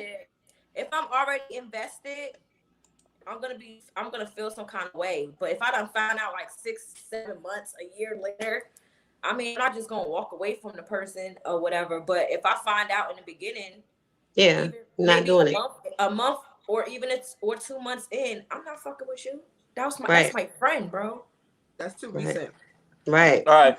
So if it's just a motherfucker that y'all know, associates, maybe part of an organization, but not friend, then y'all good. Yeah, associate. It depends, because if Hey, I know that girl. chick has some shit, But if it's- No, but I'm gonna say it like this: like, if you like her though, yo, you gonna try to explain, I mean, your way out and way into that shit. Like, yo, sweetheart, look, I ain't know, you know what I mean? We're like, yo, it just like, yo, like, I'm just saying, you know what I mean? This me and you here, like, listen, yo, I'm doing yo, if I like her, I'm doing everything in my power, you know what I mean, for her to reel her back in. Cause she might want to roll out and I don't want her to roll out. Like, no, we can't do that. You know what I'm saying? We can't do that shit. Hell no. But yeah, I do think it depends on the time that you with the person. Like if I'm just meeting this dude, I'm dating him and I'm getting to know him and I find out that he smashed a homie, then I'm throwing him back to the street.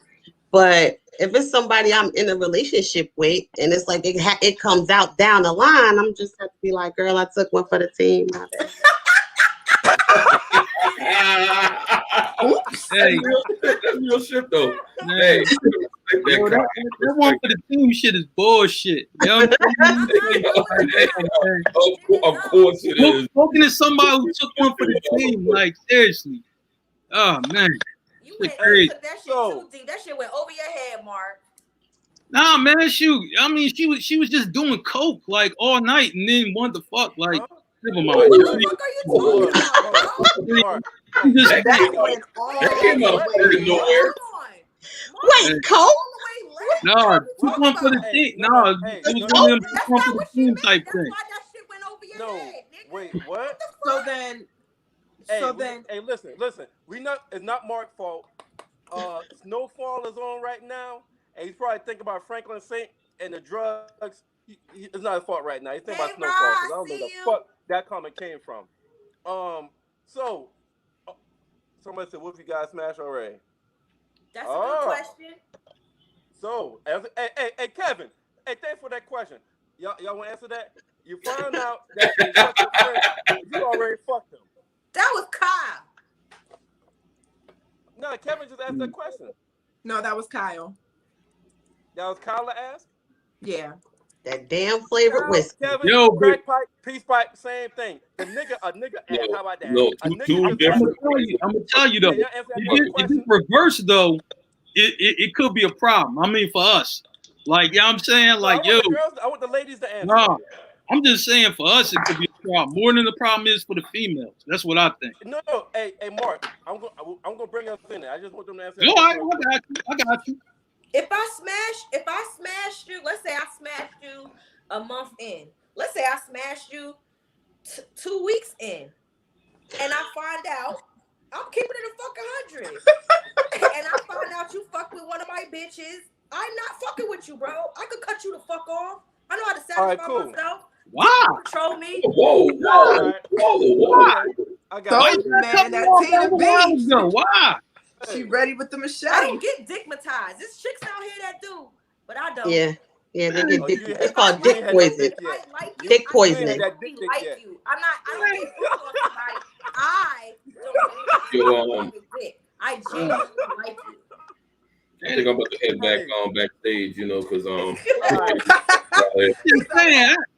Kai, what's your answer to Merv's question? Well, if I smashed the dude and things are going great and the sex was great, I'm gonna keep fucking with the nigga. Now, if the sex was trash, I'm gonna call my girlfriend and be like, "Boy, you know that nigga used to fuck with it? Yeah, girl, I didn't know y'all smashed. But I smashed him and he was trash. I can't believe that." Hey, Kai. I love her. Hey, Kai. You just took Tina's place. Bye, Tina. No, I never take my bitch place. Don't try to play her like that. When he get back, let's go get him. Let's go get him. Let's be clear, okay? Because Merv, you really fucking with the wrong one tonight. Like, you really. Oh shit! Hold on. Let's be clear. I ain't even in that. I ain't even in that We shit. damn sure got an audience tonight. You fucking with the wrong one, my nigga. Do not poke my fucking bear, bro. I'm sorry. Do not do that shit, bro. I'm sorry. You ain't never did no shit today, so don't start tonight. I'm just letting you know. Oh, boy. That's right, Merv. Okay, Leave her alone. So tag team your ass. You're gonna be making my friend feel no kind of way. I'm on this show because of her. Okay, hey, listen. A motherfucker apologized from the heart. Now you apologizing? Oh man. Chill, man. Yo. So let me bring a twist. Let me bring a twist. Let me bring a on here, and we got Mark on here. All right. Can you? Would y'all fucking marry Kim Kardashian or a chick that's in that same fucking predicament locally? Mary? Oh, she's for the streets. Wait. How you ask them if they're gonna marry Kim and then a local bitch? Like, how you gonna like, man. I mean, if that was the case, if a couple of the homies then smash, they already gonna let me know right from jump. Like, they gonna let me know that from jump that happened, and then I'll choose what to do after that. But I'm gonna know that. But is there a double standard? Because is there a double standard? Because that same can be on a flip. Like the question is, what if he already smashed, or what if she already smashed and you didn't know that? Becca, it is a double standard. Y'all me sorry to say, but it is, right? And I'm just like this, right? Look, you know what I'm saying? If my man was just like, oh, yo, the chick I seen you with, you know what I mean? For like, yo, you know what I mean? That's this chick from here. Yo, remember the chick, you know what I mean? For that I was telling you about at the bar, the hood joint that I went to? Yo, she was there, you know what I mean? Too. I had her under the table with it. Like, oh, that's that chick. You know what I mean? Yeah, it's gonna be a double standard. You know what I'm saying? Because I'm like, a lot of my homies, like, they real rotten ass dudes. So I'm just, damn, so you a rotten ass dude? Damn. I'm changing up. But anyway, right? He's at the crossroads. They still kind of like that. So if I meet a chick and it's just like they know her, I'm like, man, I need to find out what's going on. Like, yo, what's the deal? Oh, they gonna run it down for me. They gonna run the chick whole shit down. But they're supposed to do that. You expect them to do that. I'm like, man, you know, but it's a breath of fresh air when they don't even know her though. They like, yo, Mark, where you get out from? You know what I'm saying? Oh, suburban chick. You know what I mean? You don't know nothing about White Plains. You know what I mean? That's too far. You don't know nothing about that out there. You know what I'm saying? Like, oh, all right, cool. You know what I'm saying? I got something to say about that. If it's your homie, I expect y'all to have that conversation. There are some weak ass men out here that ain't your homie. They just know you.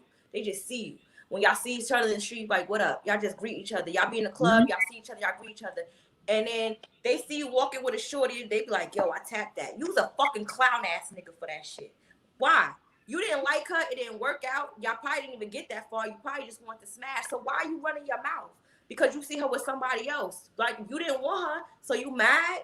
Like, why even open your mouth? I think homies definitely are entitled to have that conversation, but just some dude that you just know, y'all just know each other because y'all ran away. Why are you exposing that? Y'all didn't work out. Nah, tell me. So tell me.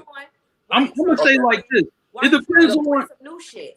It depends on how the boy approach me on it. Like, you know what I'm saying? Like, if you're right, but I mean, if he approach the subject on a disrespectful manner, I'm gonna punch him in the fucking face just for being disrespectful towards me.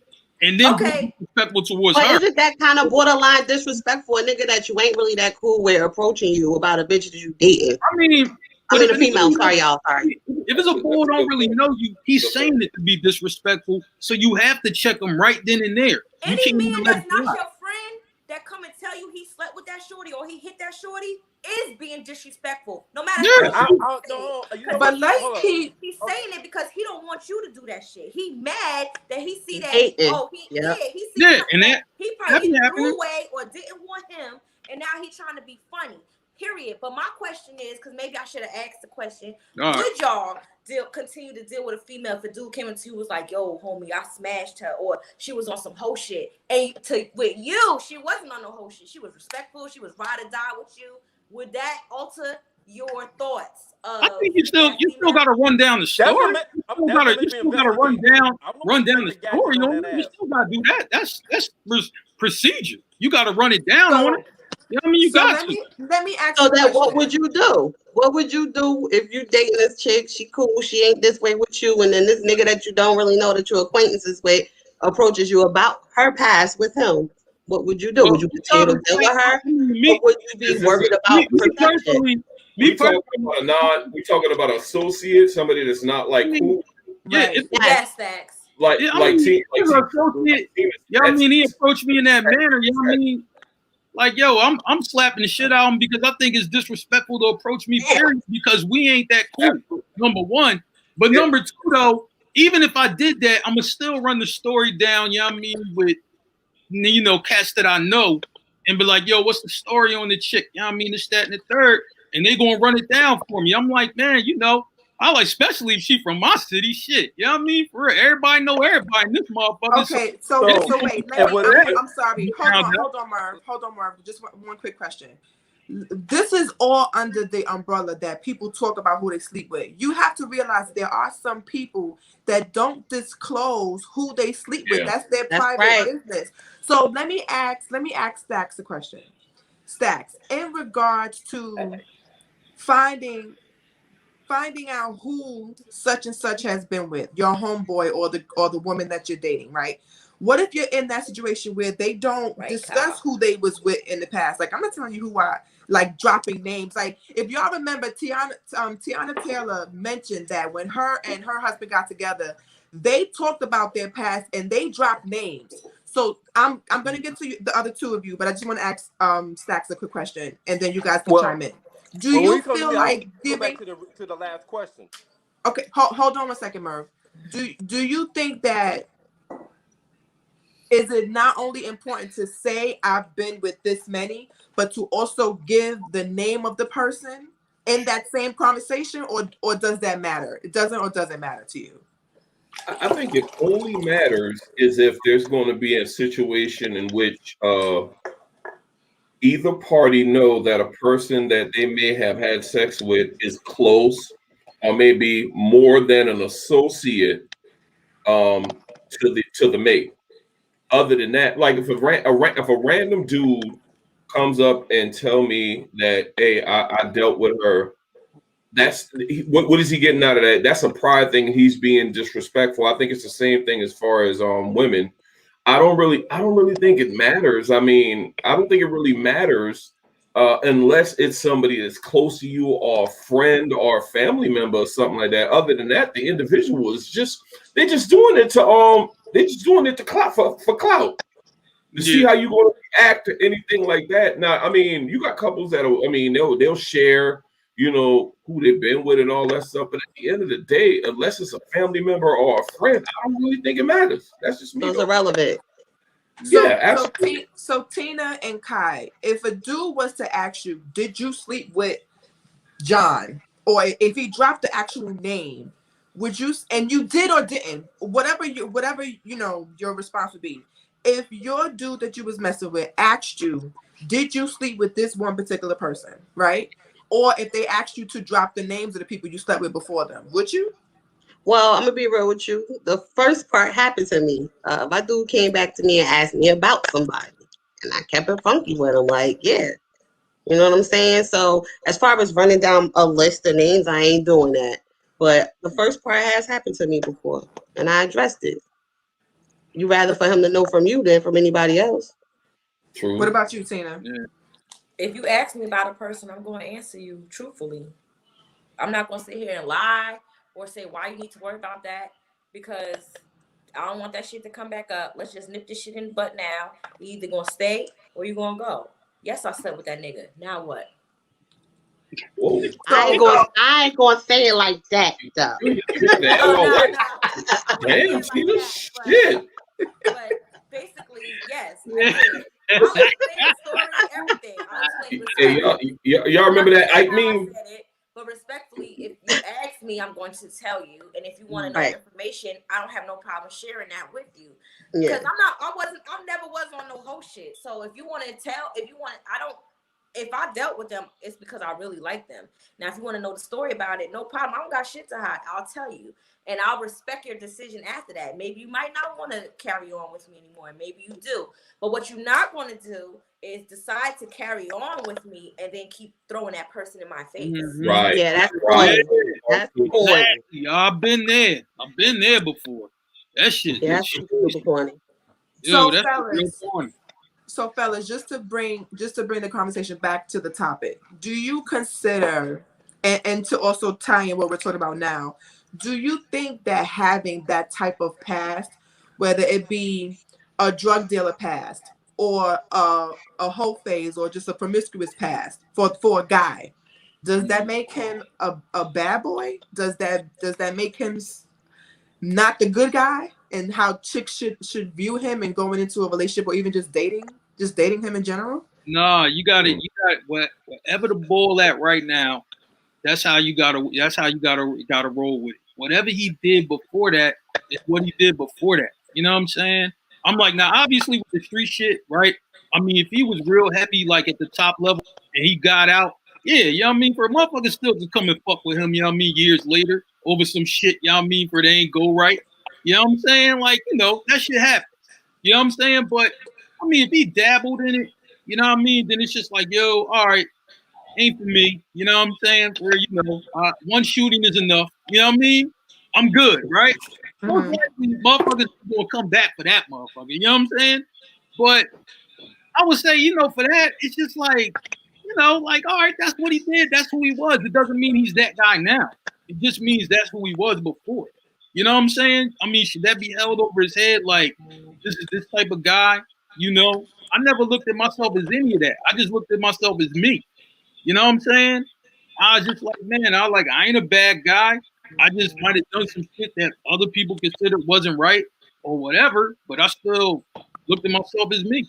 That's it. What about you, Merv? What you think? What's the question? The question is whether he has a drug dealer past, or a promiscuous past. Does that necessarily make him a bad boy? And is that how a woman should go into dating him or mess with him, considering him a bad boy because of that past? So does him being a hoe or a dope boy make him a bad boy?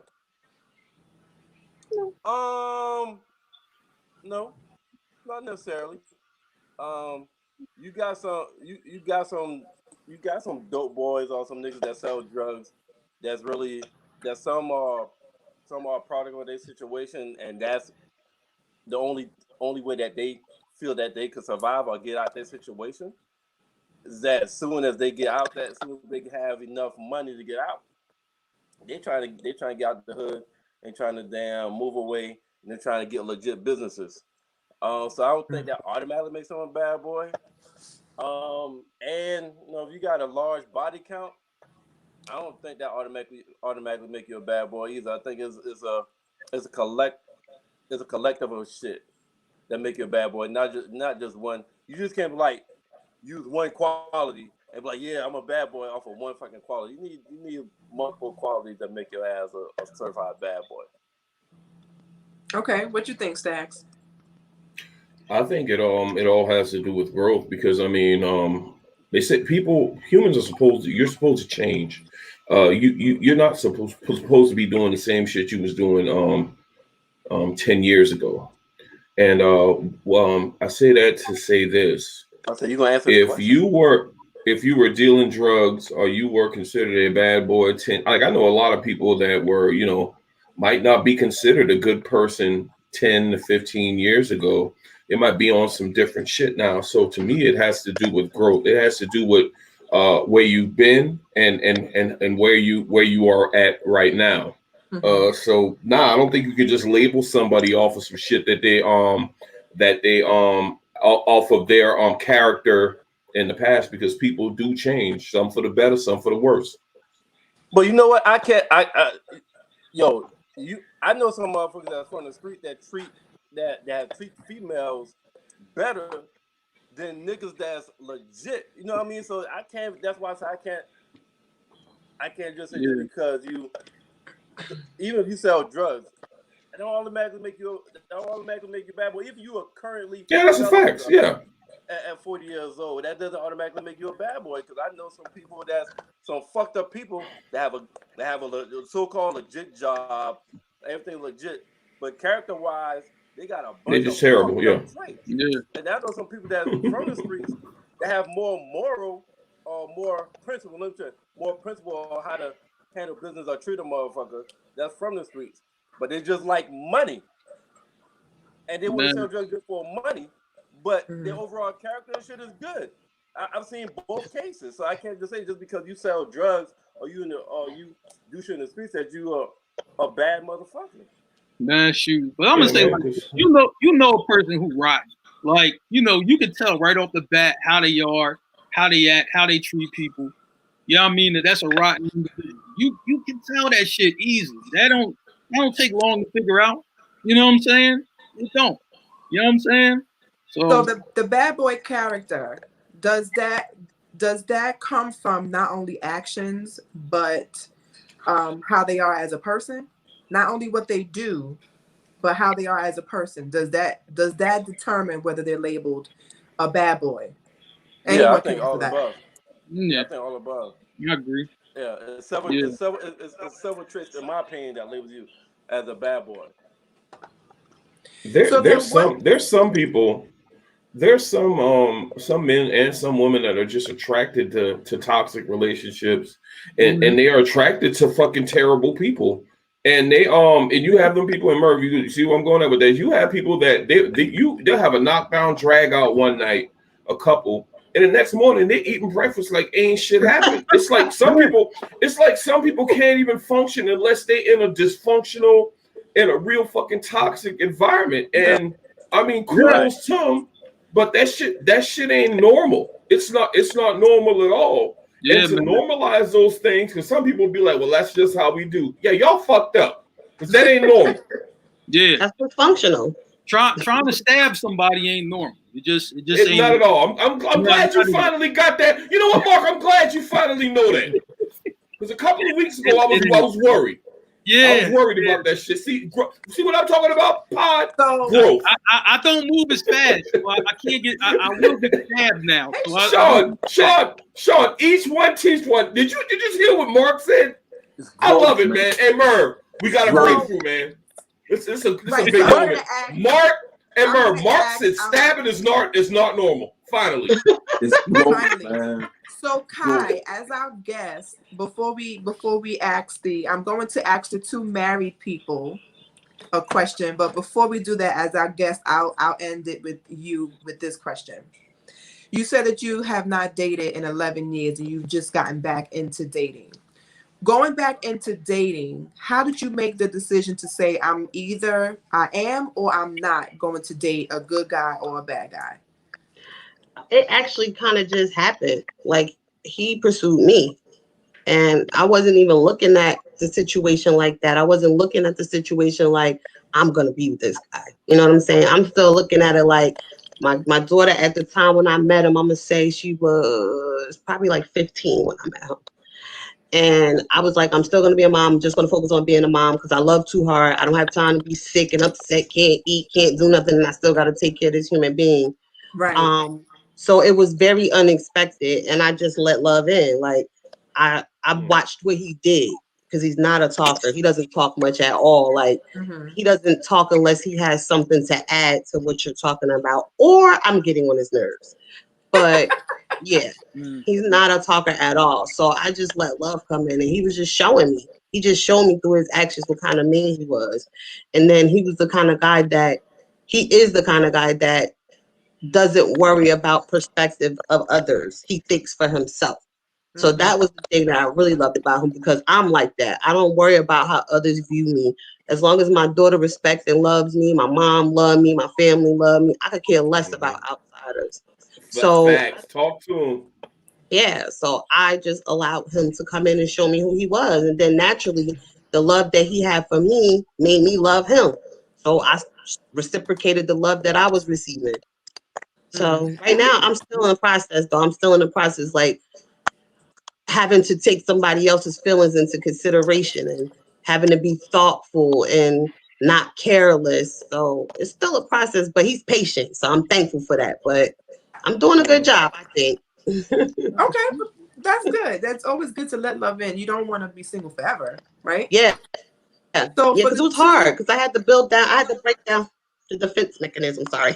No, I understand, because after 11 years, you've been able to function as a single woman. So you do have to tell yourself, I'm not single anymore. I'm not single anymore. And you have to start allowing another person's perspective to come in. You have to release that power struggle and say, okay, well, let me not do this. Let him be the man and do this, or let him take this particular job on. I understand that. So it's my two married fellas, Stacks. Man, I'm playing that before y'all listen. I thank you for saying that, because I got to play that for some females I know. Like, look, you know what I'm saying? Like, look, yo, let that shit go. You know what I'm saying? And it's a real struggle. Yeah, don't do that bullshit. Yeah, there you go. You know what I mean? I'm with you. So for the two married fellas, in regards to good guy, bad guy, here's my question to the two of y'all. Prior to your wives, did you consider yourself a good guy or a bad guy? I'll go first. I've always been I think I've always been a good guy. I mean, some probably would even call me corny, but I don't give a fuck. Like, I mean, Kai said something very important. You have to matter for me to give a fuck what you think about me. Like, for instance, if somebody say Stacks saying shit, I'm not really going to care unless it's somebody in my circle or somebody in my family. I've never been on the bad boy side. I wasn't allowed to be on the bad boy side because of the type of family we got, Becca. So I mean, yeah, yes. I've always been the good guy. I've had maybe 4 marriages. I've had my boy, this motherfucker hater. I've had my moments where, before marriage, where I was out there, doing my thing, no less. But I've never been that guy that would, go off the deep end or do some crazy shit for clout or to try to get that bad boy persona. Yeah, I've always been the I've always been the good guy. I can't wait to hear this motherfucker Sean. All right, Sean. Well, Sean, this dude got the hate set up, man. He got prepaid hate going on tonight. Please answer, because Merv is ready. Merv is waiting for your answer. Oh my God. I don't think I wasn't the bad guy. It's funny because my Wiz asked me that earlier today. We was talking about today's topic, and she asked me. She said, "Do you think you were a bad guy when you was coming up?" Because she knew me when I was young, and she was like, "You think you was a bad guy?" And I said, "Nah, I think I was more street savvy, where I know I can move in a room full of vultures regardless, where I would not put myself in a situation where I'll be a bad guy, because I always felt the bad guys were the dumb guys, right? That's my opinion. I think the bad guys were the dumb guys because they'll be the ones that get caught up in some dumb stuff because they run their mouth too much, they talk too much, and they get caught up. For me, I felt like I was more of the street savvy guy, where I knew some really hood dudes, like some really thugs that can get it in, but I also knew some very bright and intelligent guys who knew how to do things the right way. I just kind of meshed that whole thing, kind of like Ghost. I kind of meshed that whole thing where I knew for me and what I wanted growing up, I did not want to be that dumb guy that, got locked up in the 11th grade or, or the 12th grade because they made some dumb decisions. I wanted to be like the guy that moved behind the scenes.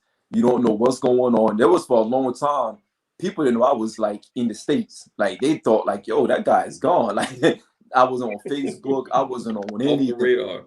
Off the grid. But for me, I think for my Wiz, she's real laid back, and so am I.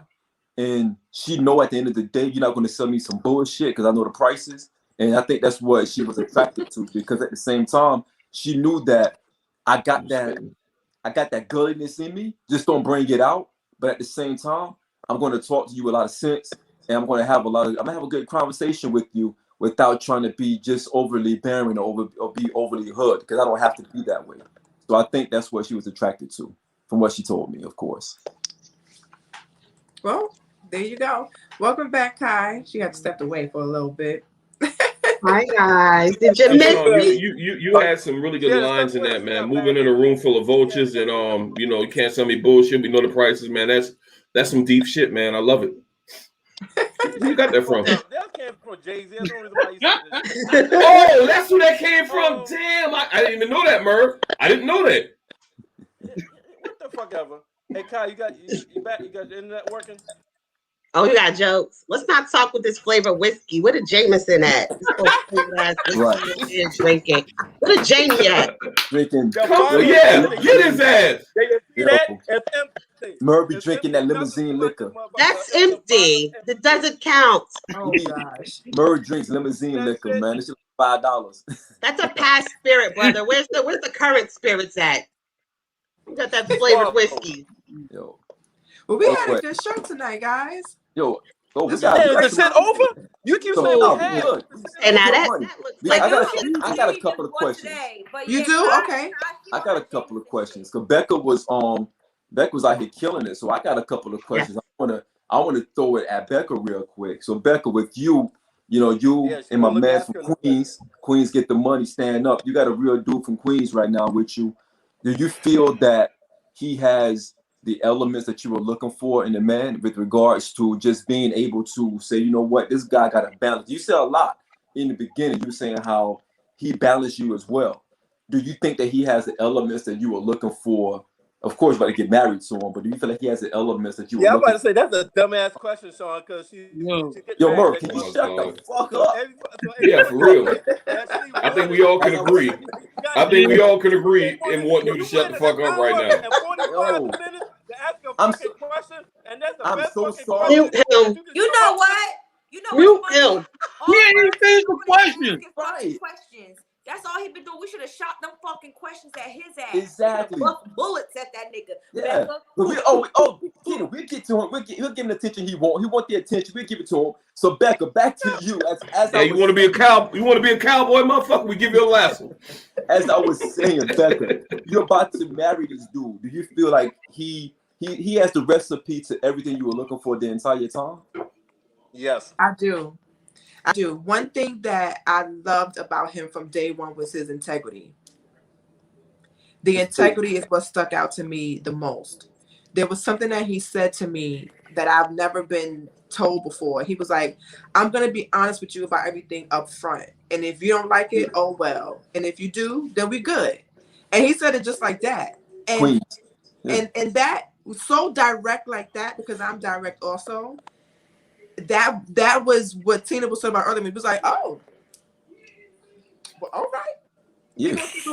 We're gonna keep it really real. Okay, cool. Because what happens is a lot of people always say when you first date somebody, you meet their representative, right? Yeah. You meet, and I understand what they mean by that, because you want to present your best self in the very beginning of a relationship.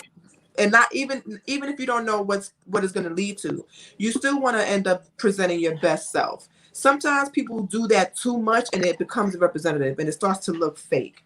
Yeah. But one thing I like about my fiance that I never really experienced was the abrupt, in your face, direct honesty.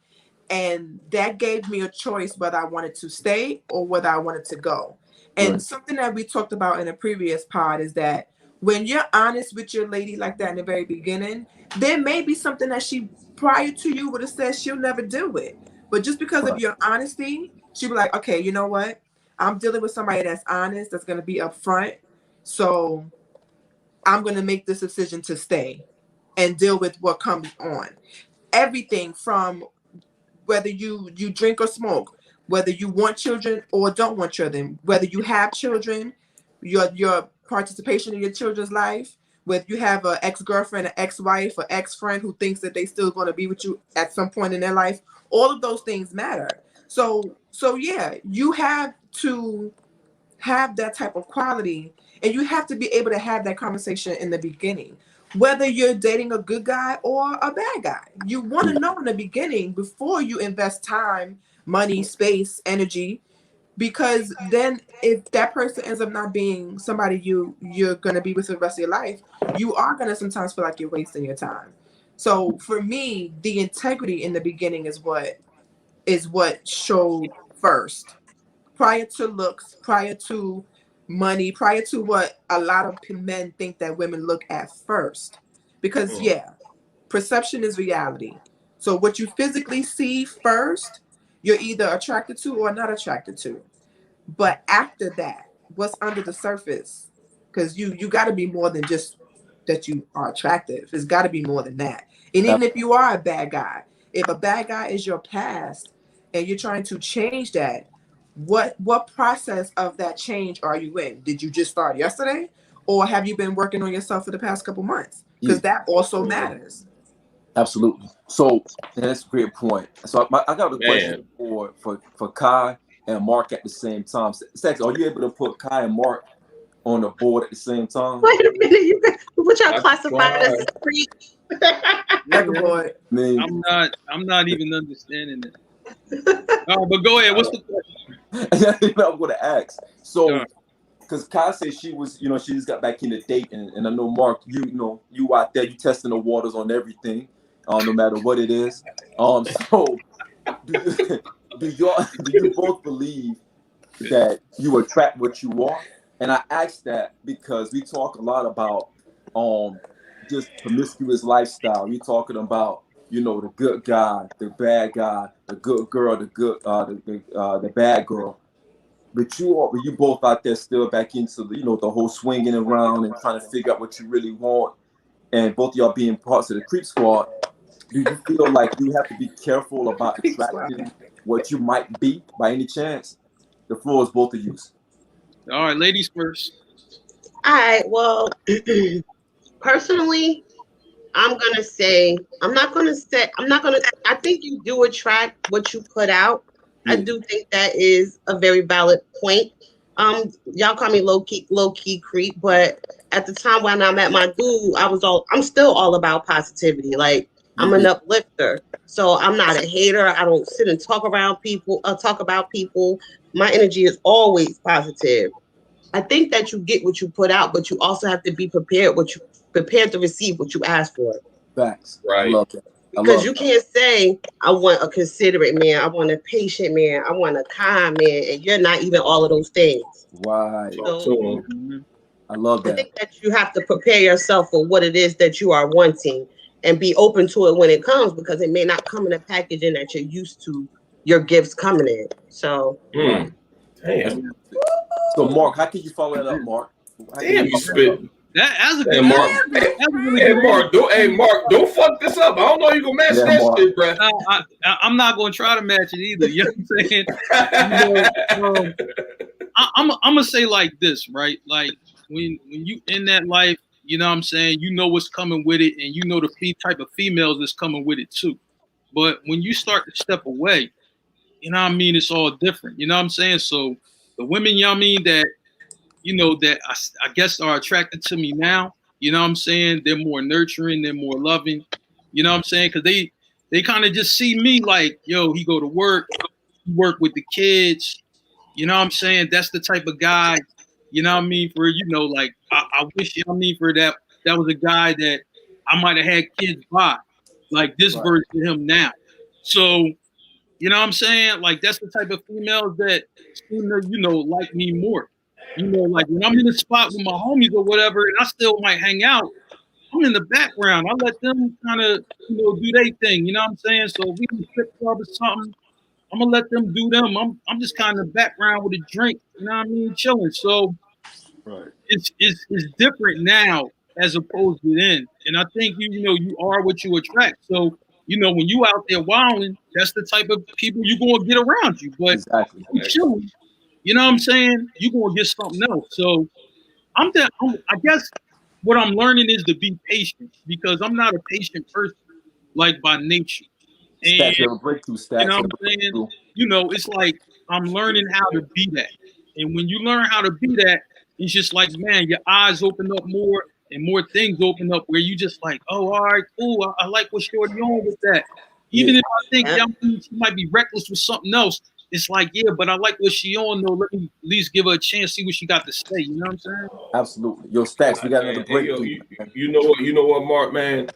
I wanna celebrate you, brother. I think you've turned that corner, and then I think about 3 to 10 more years we can get Murph there too, Sean. I mean, it's gonna take a while, but I think we got. I think Mark, you good now. Next, though, right? Hey man, Mark. Mark, I damn near had. I put my foot on their neck. I don't take it off the fucking brakes, Ty. That's why. Why all? It's all love, though. See, all this hostility, but all this love. It's all love, man. It's just so good, Murph. Murph, this is your safe space, man. You can share just like Mark just shared. Why don't you share, man? Open up. Fucking talk. So speaking of fucked up. So Mark, I got a question for you. And I also want to, preface it to Tina as well in a different way. So, damn, who is that in the background? Who the fuck has got that background? That What background is that? You're about to get your ass. Hey, Tina, you need me to call somebody? I mean, what's going on? Twice. Kev the Jersey girl. Kev laughing at the game. It's Kev. He mad at the game. He's playing the game. Is he happy? He's actually so far away, but I don't know how that shit is carrying. But does he sound happy or no? He is loving. He loves Curry. Stacks. Steph Curry. Sean, right? He love you too, but he love what Stacks. Becca and Kai are his favorites tonight, like because he's learning too. And then he's like, he said, is Mark having a breakthrough? Hey, Mark, you ain't seen the tear come down, bro. But I mean, welcome home, brother. Welcome home, Murph. You can get on the train too, man. It might take about 5 to 10 more or 20, 50 more sessions, but you can get on this train too, brother. All you got to do is come on board, brother. Yeah. For the love of Merv, coming soon. All I'm gonna say is, man, I thank the kids, man. If it wasn't for the kids, it wouldn't. Mark, I love it. The kids, man. Wonderful thing, man. God damn it. Hey, Mark. You got a lot to learn from Mark, man. Hold on. I want to say this to piggyback off of what Mark said, because to piggyback, I believe it's the first time. I'm blunt. That's the first time I believe Mark. Yes. Relax. Good grief. Yo, Merv. When he said the kids thing, that shit is true. I've worked with kids. I work with behavioral youth. I work with kids in the group home. That shit will change your life. Yes. The struggle that you see them deal with and what they tell you in training is that they're not mad at you. They're mad at things. But they take their anger out on you. But you cannot take that shit personal. That changed my life. Working with at-risk teens, and they're bigger than me. If they want to fight, shit, they big, they tall, everything. And they could be 14. And that shit will make you look at life so much different working with them kids. So definitely what Mark said, working with them kids, that will change you personally. What they go through, you start looking at yourself. You start questioning yourself. You start looking at your past and your childhood. Like that plays a huge part. So I definitely just wanted to, go with Mark on that. That was straight facts. And Tina, real quick, y'all know I'm really into celebrating my peoples and giving them their flowers. Every time, on all these pods, Mark very rarely jumps on and talk about himself. He always talk about some group of kids that he's motivating or doing something for the kids in his family. And a lot of people aren't selfless like that. So I'm going to give you. I noticed that about you a long time ago, Mark. That you never really talk about yourself. It's always about the kids. Like you, Martin. Mark love the kids. The only thing, Stacks, I can say about that, but I want to be very careful about. I don't want to jump the gun. Because I don't want to find out later on that these kids that Mark is talking about are stick-up kids, and that he's the big homie. You never know. You never know. I want to be careful. I don't want to give flowers tonight, and then next week we find out these are stick-up kids, and Mark is out here running some kind of ring. So that's gonna pull back a little. Racketeering to the highest level. Hold on, Sean. Real talk. Those kids are stick-up kids. Those kids are sex trafficking. Those kids, they are those kids. That's what we deal with. Those are those kids. They are sex trafficking. They are drug dealers. They got put into the program so they wouldn't go to jail. So they got put into the program. And if you do this program, you don't have to actually go to physical jail. These are the kids that Mark is talking about. These are the kids that we. But do we know that?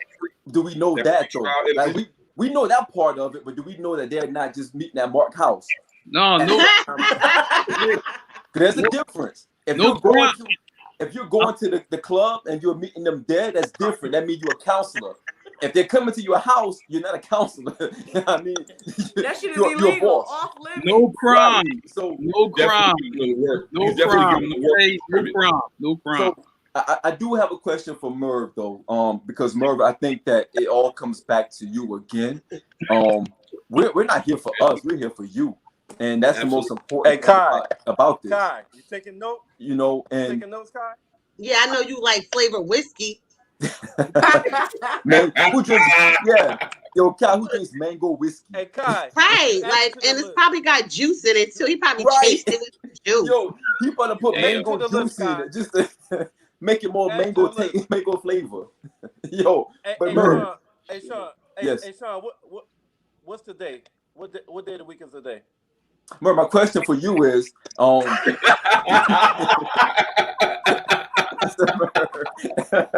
It's an insider.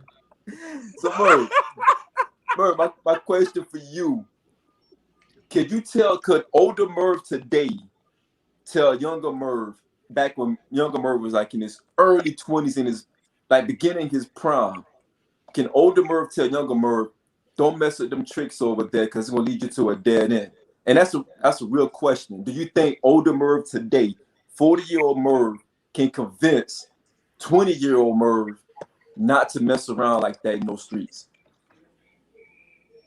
20-year-old Merv, yes. Because believe it or not, from 17, I was a dumbass in high school when it came to females and shit. Like I was that corny, right points, and I was that nice guy. I was that nice guy in high school and shit. You know what I'm saying? So, I changed when I got to college. So, 20, I think it was my sophomore year. I was still on that kind of, believing the Cosby Show shit. So 20-year-old Merv, yeah.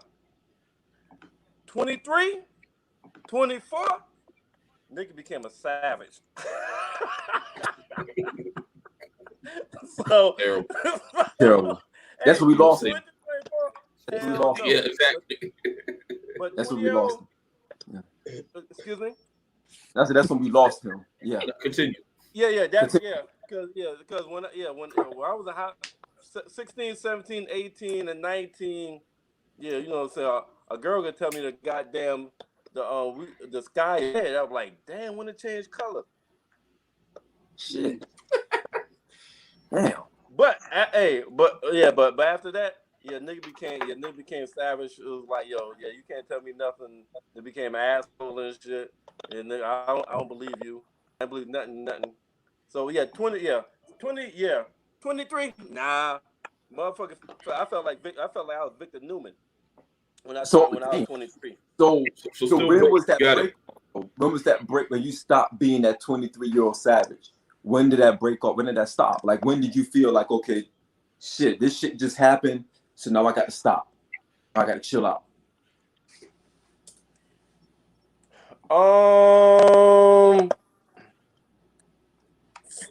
From the savage left when I was about to lose my college sweetheart. That's when the savage left. And when I was with her, the savage was gone. Yep. We got engaged and shit. Now, when the engagement ended, the savage came back. Mm-hmm.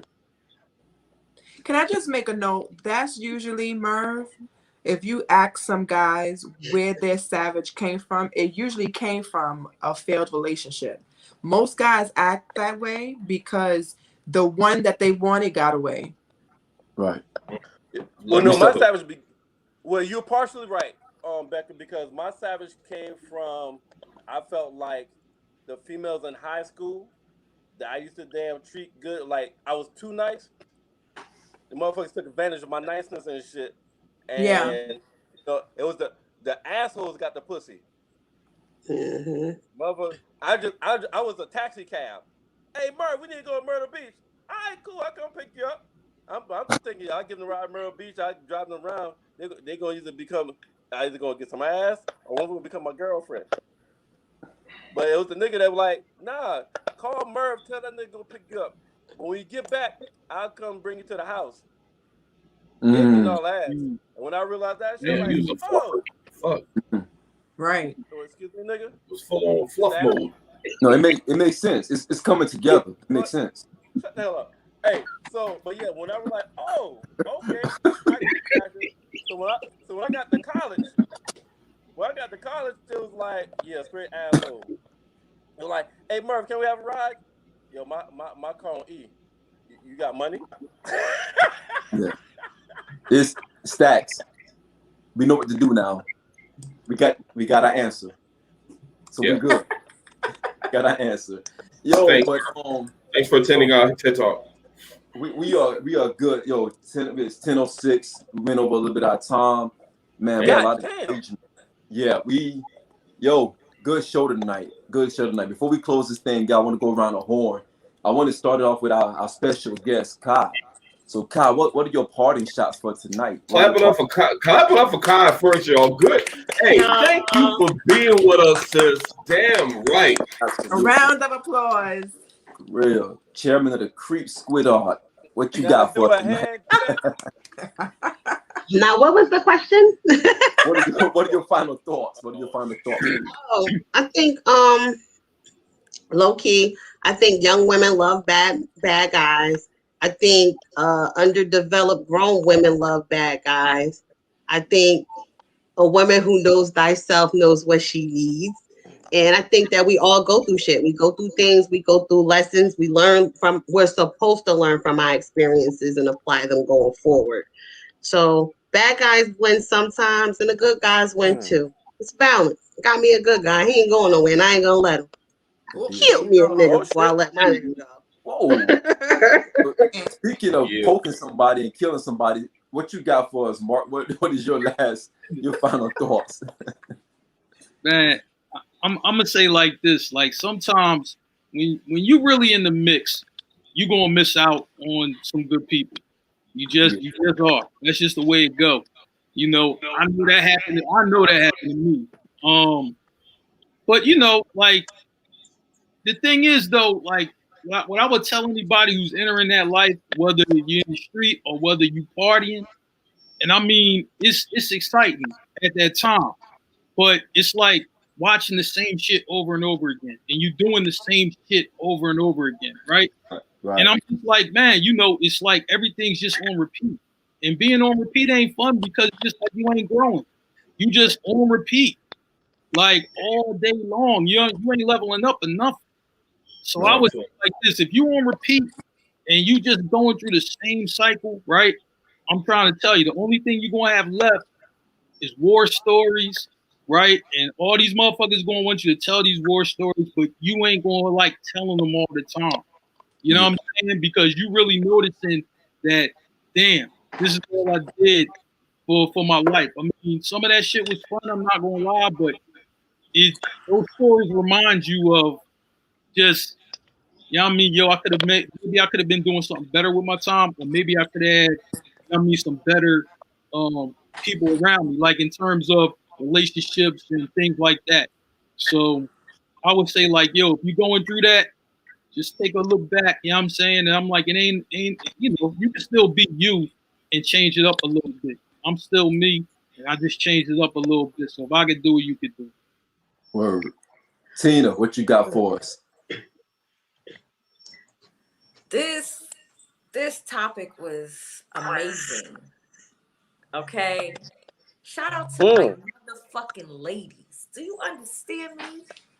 Shout out to my ladies tonight. Oh my God. And we're not worthy. We're definitely not worthy. Okay, like y'all are the same, and I feel like y'all are the same. And I never met Becca, but I know Kai, and y'all are the same, and y'all are a blessing to me. And I'm sure y'all are a blessing to everybody else, but y'all are a blessing to me. Okay, I love y'all. Shout out to y'all tonight. This was y'all tonight. Shout out to the guys. Shout out to Sean, Merv, Stacks, Mark. Shout out to y'all. Like, this was amazing. This was therapeutic. This was supposed to be something like fun, you know, Sierra, but it was so therapeutic even for myself. You know what I'm saying?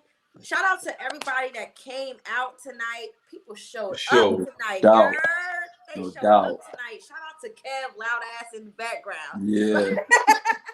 Come through, Kev. Come through. Kev in the kitchen cooking breakfast food. So I learned so much from myself. It's funny. I'm gonna tell y'all a secret. I'll be picking topics and it really be for me. That's okay. I thought we were doing this shit for Merv. Hey, Merv, leave her alone. Merv, leave her alone. Leave my friend alone. Leave my friend alone. Leave my friend alone, Merv. Boo, Merv. Boo, nobody's listening. That's the first step, nigga. Until you own your shit in your first step, you ain't break through yet, nigga. So we still gotta work. He's never gonna own it. Ever. Never gonna own it. This shit was amazing. Y'all are amazing. Y'all are a blessing. Everybody that tuned in was a blessing. This is a huge topic. This is a huge issue that still plays on since we was kids, before we was even a thought.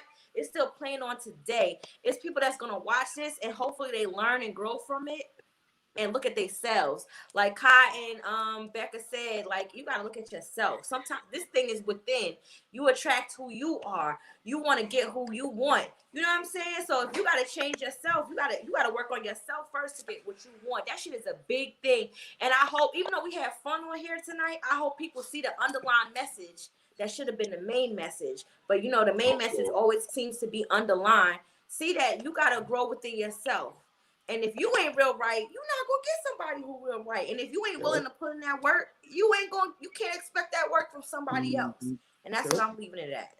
Thank you for your dissertation, Tina. What you got for us, Stacks? I got a couple of things. Yo, Kevin, camera, man. What are you doing? I want to What are you doing, Kevin? She about to get on. Well, the game was over, so you know he got to do that. You know what I mean? The game was over. I want to celebrate all my wonderful Black people, co-potters that's on here tonight. I want to give a special shout out to my blood, my cousin,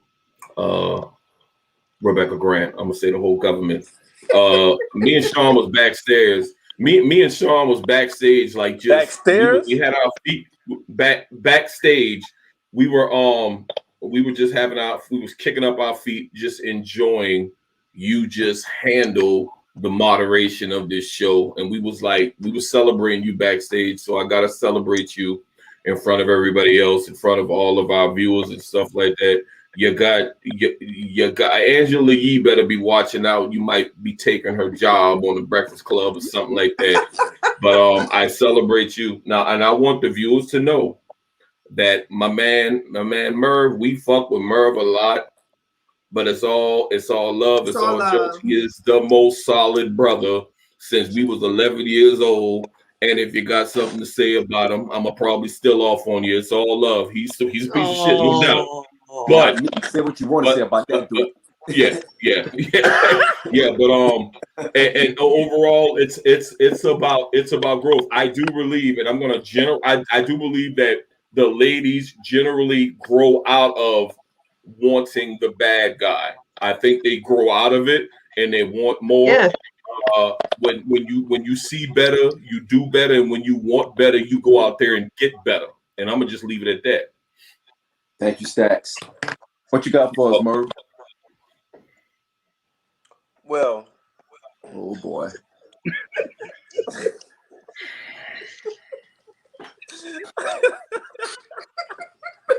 Man, goddamn. Hey. I don't know why I just getting props. I don't know why. Why I just watch his views. Yeah. It was a couple of things like, hey, Kai, Yeah, I can see why you and Tina are friends. Yeah, I see why. Anytime you want to come back on this motherfucker, you're welcome. You don't even have to ask. Oh, thank You can you. ask me. God damn it. That's one. Whoa. Now Becca, I like you moderating better than Sean. Fuck Wow. Wow.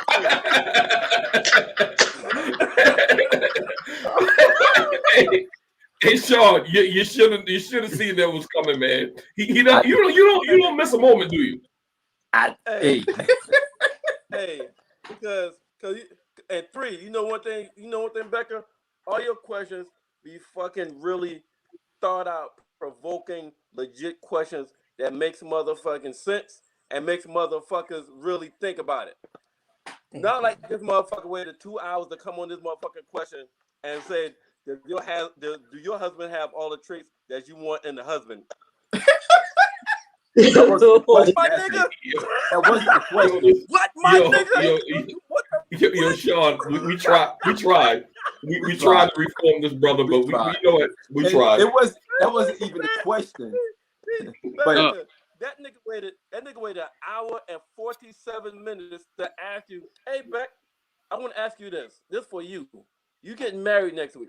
Does your husband have I didn't even say next week. See again, he's all over the place again. I just said I want to get married because I'm getting old. What, my nigga? You gotta be the alcohol. Yo, can you go? Man, can you please go? In the 12 months that Yo, can you please go? I love y'all. Sean, you get the Donkey Award.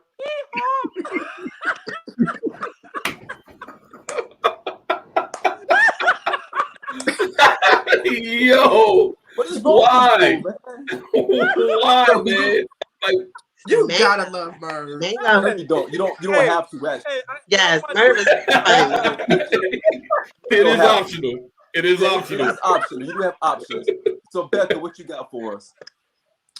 I think that the bad boy is okay for a certain time if you just like excitement and you're not looking for anything serious. But just like my cousin said, it runs out. It gets old. And I think as you get older and you realize you just don't have the energy for a bad boy, you want a good guy. You want some peace and calm in your life. So if you're the type that like to date bad guys at your stage, that's fine if you're okay with it. But just know that there is another type of guy out there, and the good guy doesn't necessarily have to be boring. The good guy doesn't necessarily have to be the corny guy, and what some of y'all may think. Sometimes the good guy is just what you need. Life right now, the way that it is, I don't see a point in dating a bad guy, but I don't know. I'm just gonna marry my good guy and stay in my corner. I know that's right, girl. There you go. So hey Becca, so you gonna marry the husband that Sean asked you? Does your husband have the traits of a husband that you want? I am. Becca, Merv, your questions is over. Next. Right. So thank you, Tina. I got shooters, man. I ain't got to worry about it. So first of all, hey, you should let your shooters ask the questions. You dumb good ass. show tonight, everybody except Merv. Of course, we do this to try to help this guy out. He's unappreciative. We talked about the good guy and the bad guy. We didn't talk about the fucked up guy. And maybe we'll get into that later on where Merv can lead that conversation as well. And so we can be able to get our arms around that. But I wore this short tonight saying my wife is dope. Sorry, Merv. But next Monday, next Monday is my 13th year anniversary. Yeah. Sorry, Merv. I'm all about stability and black love. Sorry, Merv. And the biggest thing I wanted to say tonight is, without the support of my Wiz, I don't know if I would be able to hop on and do any of this. Again, I'm a very private person. I don't like to be out there like this. Yo, you're mad rude, Merv. You're very rude. The hate is real, nigga. That mango. So, wait, you put him in the background? Yeah, put him in the back. Yeah. Bring him back. Put him in the back. Put him at the bottom where he belongs. Yeah, the bottom. Is he a bottom feeder? The bottom feeder. That's what he is. So yeah. Shout out to my Wiz for giving me the encouragement to keep on doing this. Shout out to all of you out there for honestly being dope as you are, being able to collaborate and create some of the things that we're talking about, that we're doing. A lot of our topics we talk about a lot behind the scenes. We go in circles and try to figure out what is the right thing to talk about. And we always come up with a game plan at the end of the day. And tonight was a game plan that we talked about for over a half, and we were able to get it out there. So thank you all for the collaboration and a partnership as well. Every week we try to come out here and not just entertain anyone who's entertaining us, but we try to make sure that we have some positive conversations amongst each other and talk about real world things. And I think that is something that's going to continue to go forward with us. Shout out to Becca tonight. Becca was definitely the MVP. Last week, Mark was the MVP. This week, we passing that MVP over to Becca. Co-MVP, got to give a shout out to Tina. Tina got the page pumping. She was able to really breathe some life into the guys' page, where we got people joining as members and people commenting. Shout out to Kevin. Kevin is also an MVP because he was all in the comments, all in the video, dancing, trying to kiss, all kind of extra shit that that new boyfriends do. You know what I mean? So shout out to Kevin as well. I'm glad that Mark had his breakthrough. And again, thank you so much, Kyle, for being able to hop on tonight and just get gully with us. You know Tina, but you don't know us, and you really opened up and you was able to show a side of you that I think that already existed, and the world got a chance to see it as well. And Stacks, thank you for being a gentleman. You've always been a gentleman. You know what you want in your life. You pursued it and you achieved it. Unlike some bottom feeders that has failed over and over and want to blame us for succeeding. With that said, you gotta accept responsibility. Yeah, you gotta accept responsibility.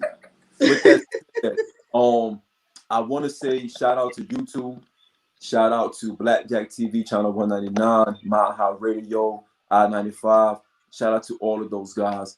Shout out to everybody. Shout out to our secret partners out there, wink, wink, for watching us tonight. Thank you for the love. Thank you for the stream. Thank you for sharing our content on your platform. I really appreciate that. Hopefully we can see you all again.